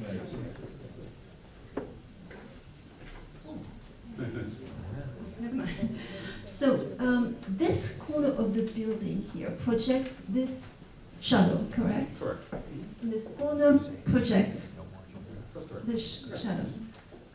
This corner projects this shadow right here. Somewhere around there. Okay. Then from this point to this point, there should be a line right here that puts this entire area of the Halifax Hall in shade, correct? Yeah, but that's just a block that we built because we don't have those massings, so we did the massing for that building. So what we did, that block actually covers that building. I don't understand what you're saying. This is basically, it's a mass that we did. So basically, this building here is hitting this part of the building here, and the shadow comes across on this side. So you redacted? Okay, but the shadow here should cross over on top of Halifax Hall, correct? Correct, but what I'm saying, since this is not an actual picture of the building that's actually there, we built a block in there, so the shadow is exactly, the shadow would show over that. Okay, so I think it should show over that block, Okay. right? He's agreeing with me. Okay. Yeah, but the important thing I thought was the shadow, where it's falling, and that's really, the shadow we see is falling exactly where it falls. Okay, but when I look at this illustration, it doesn't show that the shadow is falling on top of Halifax Hall because this is in the light and it really should be in the dark. So I know you've been like very concerned about how the shadow of your building would affect the swimming pool of the Versailles, but you know we are going to be in the shadow here and this doesn't illustrate it properly. And it's the same, I believe, for the month of June at 3 p.m. if you want to look at June it. 3 p.m., please.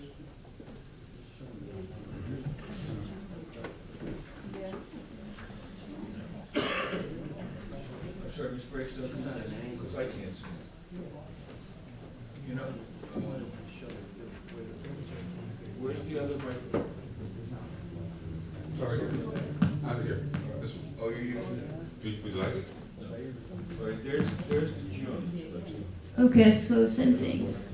This corner project this corner of the shadow. This corner of the building project this corner of the shadow, right? So this corner here projects right here, which means that this area right here should be in the dark. That makes sense? That would be the southwest corner of the building? Correct. Southeast. Southeast, Right. I'm sorry, southeast Right. corner of the building. Right? Yeah, That makes sense. that's correct. No, you said that before. So, I mean, if the it's- building will, yes, the building will shade the fascia of the building. The fascia of the building will show, sure. No, but also on top of it, I mean, this building is going to be Yes. 7-story lower than yours, Well, I right? guess So my question is, why isn't that shown? exactly. Thank you very much. There's a block on top of here, but this is basically showing that this light, when it comes in here, it's actually hitting the building, so it's actually, this corner will be shaded. Without a doubt, as a result of that building. What Ms. Breakstone is saying is not. And the roof. Not only The the entire corner, thing. but a part, some portion of the roof will also be shaded. Yes, correct. And- Okay, but it's not Wait a showing minute, right Ms. there. Breakstone, let me just, because I'm not very smart right now. Why isn't it shown? Because it's a block. So what you're seeing here, you're not seeing the actual building, you're not seeing the actual roof. What we did was we modeled the building that's there, so you could actually see it. So, I mean, that's, if you look at it, the shadow is actually below that. So why can't this board then take this study as not being accurate?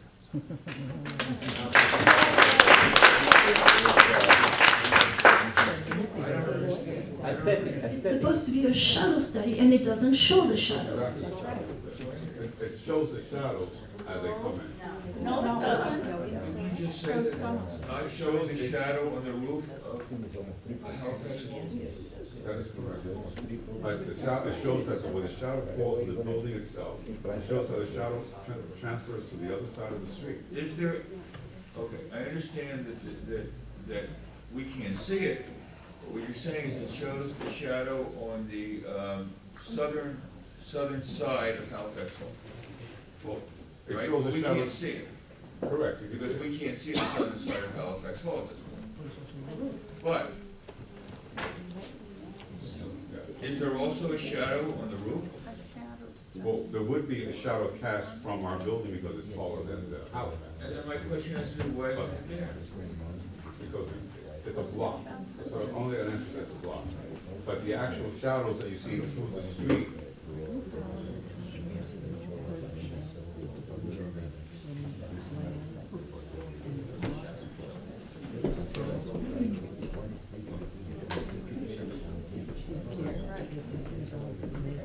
If you look at the shadow study. See, this shadow is coming across. Coming across here, you see it coming across? Because again, this is not an actual, mass is based on the sun there. That we mass is building here. Okay, all right. Let me do it this way. So, everybody admits that the shadow, no matter what hour, whatever shadow should be, that is shown, that is created by your new building on the roof of Halifax Hall is not shown. Regarding the other shadows that are shown, is it your testimony that they are in fact accurate? Absolutely. Okay. That's where we stand. Ms. Breakstone, do you have other questions? Thank you very much.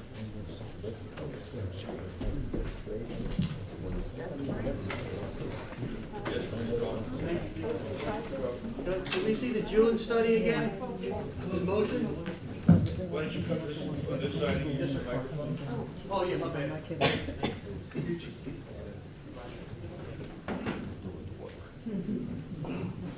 Okay, can we see the June study in motion? Yes, okay. Can we do it again? Can we freeze it right there? No, we can't freeze it. Okay, great. This is 67th Street going eastbound, is it not? This road right here. There is a controlled intersection by a stop sign. What I would like to know by the traffic expert, with this shadow study, at the times indicated, what possible... Just to be clear, you can actually see the times. I don't know if you can really clear, but it actually tells you exactly the times when the shadows come around.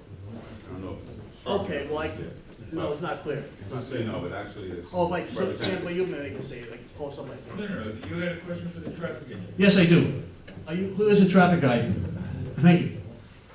This is 67th Street going eastbound. It's controlled by a stop sign.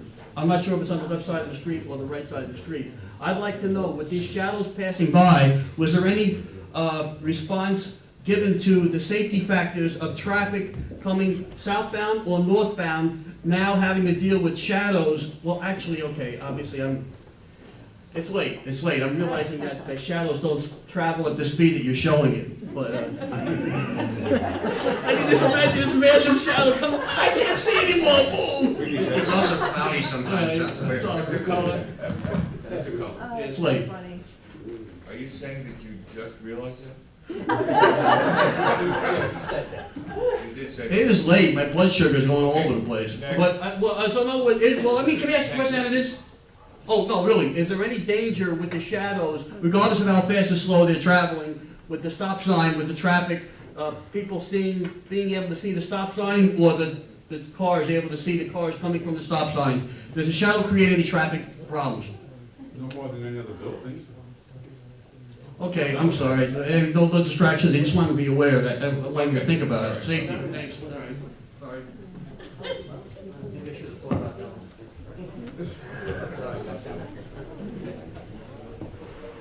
Yes, Mr. Ortega. Mr. Ortega, you know where I am. First of all, Mr. Ancivia, nice job here, okay? This is. Come on, you don't mean it. Oh, yes, I do. I didn't believe you when you said you had to, you had to program this. You know what it is, you already did it, and you did a similar thing from Park, okay? This is much better. This is really the straight support. Okay, now that I said the nice thing, okay, question that I have for you. You keep saying that you plopped a mass. What exactly was your wording when you did the simulation for the Halifax?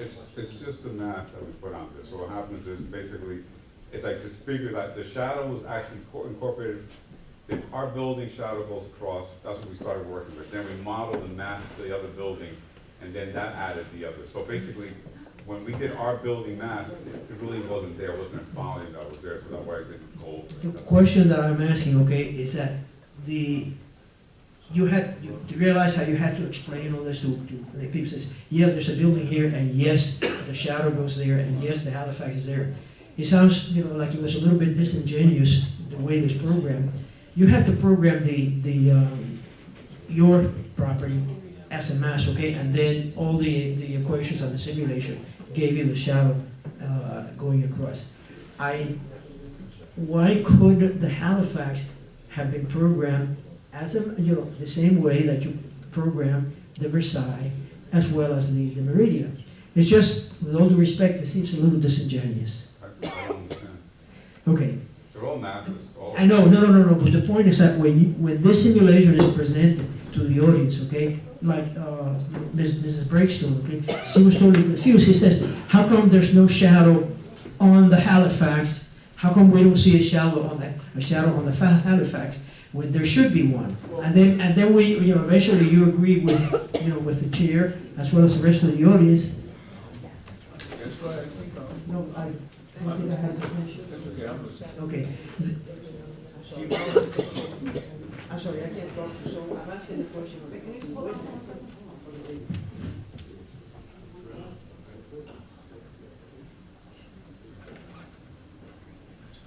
Mr. Ortega, your question was so long, she ran out of tape?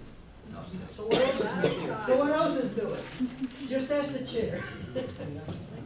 He's been there, he's been exposed to that. Yeah. No, it's a battery. I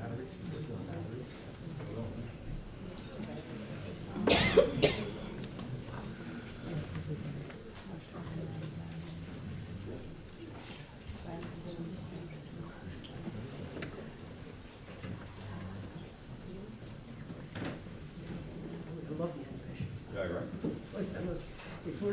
It's funny you program this, the way you program, look. Okay, here's the, can you run the simulation on this? Okay, we ready? Yes, we're ready. All right, let's go. Okay, so really the point. What was your question? The question is, why wasn't the Halifax program? Why wasn't the Halifax program the same way that the Meridia and the Versailles and all the other buildings in between? Why wasn't it there? Because it as we know, it gave the impression, the initial impression is, oh, the Halifax is cool, there's no shadow there, when in fact there is. And that looks a little disingenuous. Okay, Francisco. Who is it, Francisco? Yes? Alberto, sorry. Señora Nicidia.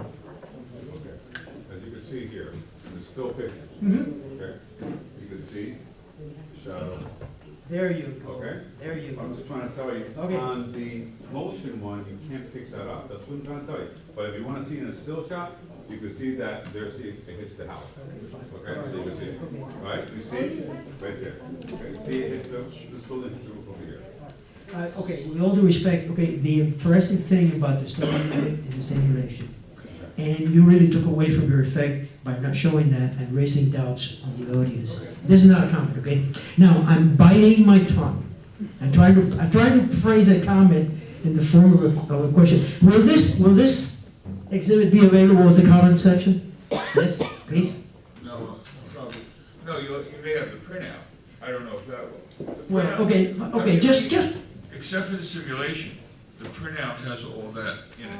All right, really what I want to show, just give me 15 seconds. Okay.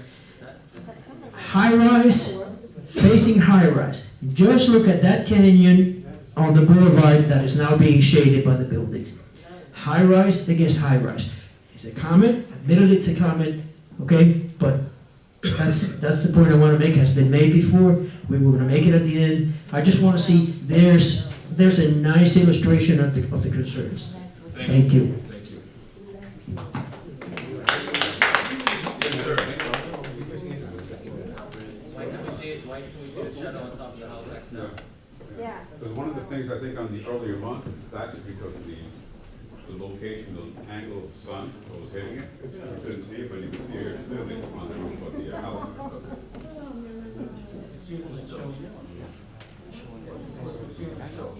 So it's basically the location of the sun at that time. So it wouldn't be actually hitting the roof, you're hitting the facade of the building. Sir, would you just give your name and address?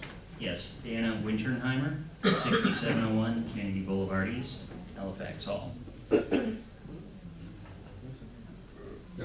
Mr. Arancibia, so what time does the shadow begin to place the side of Halifax Hall in darkness? Everything changes. Halifax Hall, it depends different times. I was actually concentrating on the pool. I thought that was really my main assignment. Well, but there are residents all around your building that are being affected by the shadow. So I live in Halifax Hall. So I'd like to know about Halifax Hall. Could you tell me about that, please? Well, if you take a look at the shadow study, Right. I would say, can you focus a little bit?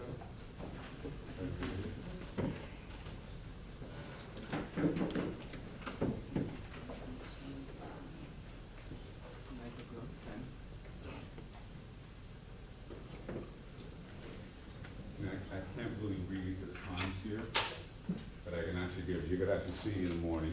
Right. In the afternoon, it comes over, and then you have plenty of light coming in afterwards until the end of the day.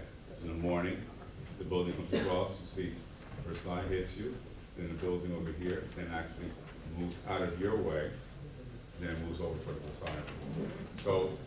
So it looks the like shadow moves. most of the midday.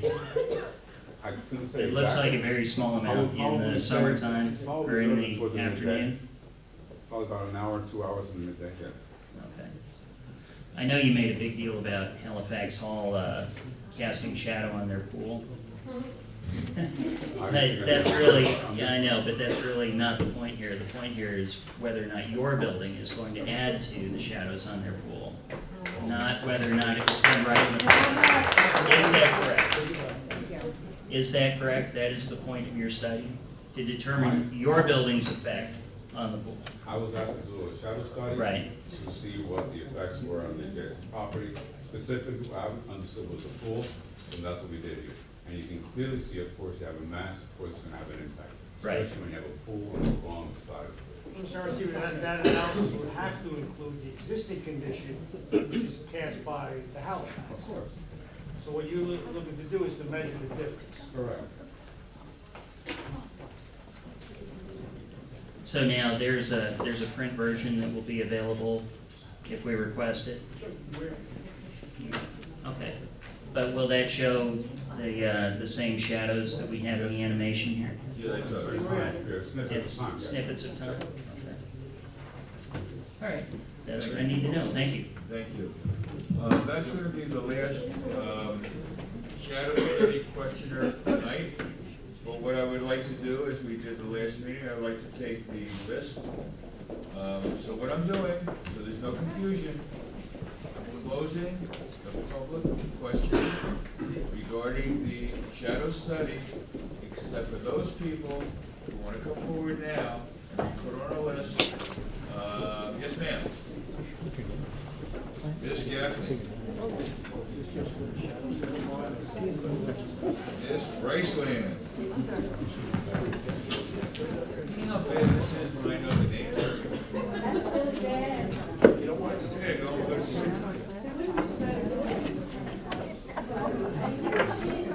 Mr. Gordon. I know you knew that. Yes, sir. How do you spell that? C-H-E-N. Yes, sir. So nice. If you don't mind, I'll go.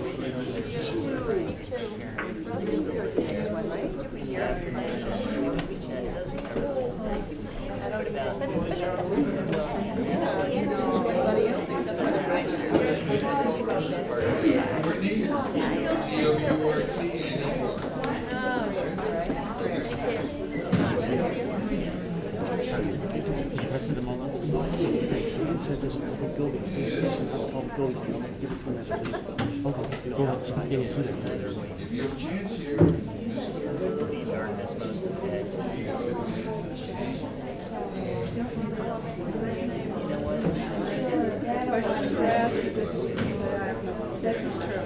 For their values.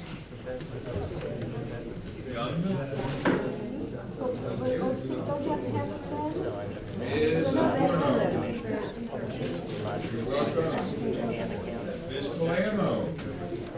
Thank you, Ms. Palermo. Want to ask questions on the shadow study? That's it?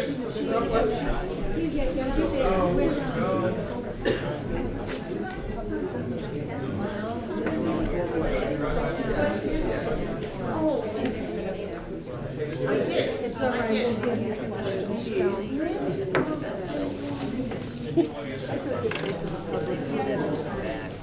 Oh, so you're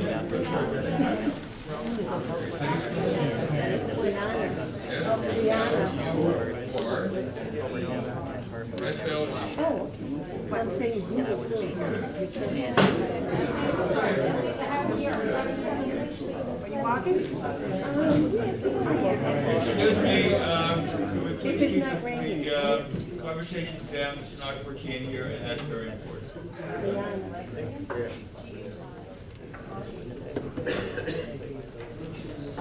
You might want to start on doing your thing.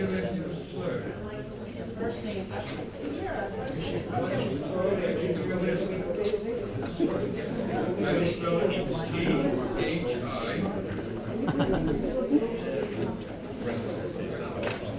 G-H-I-R-A-W-O. Is?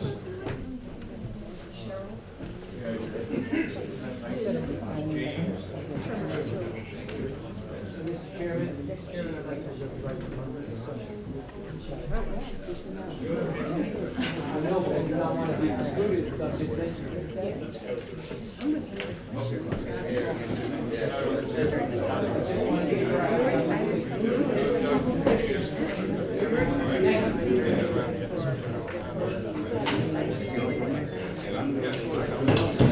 Excuse me, for everybody here and any people that left, you have to tell them. The next meeting is when? Next Wednesday, October 29th. It's a special meeting, next Wednesday, October 29th, at 6:30 p.m. again, at school number 4. We got a school. We've done this before, if you remember the last application. School number 4, located where? Excuse me.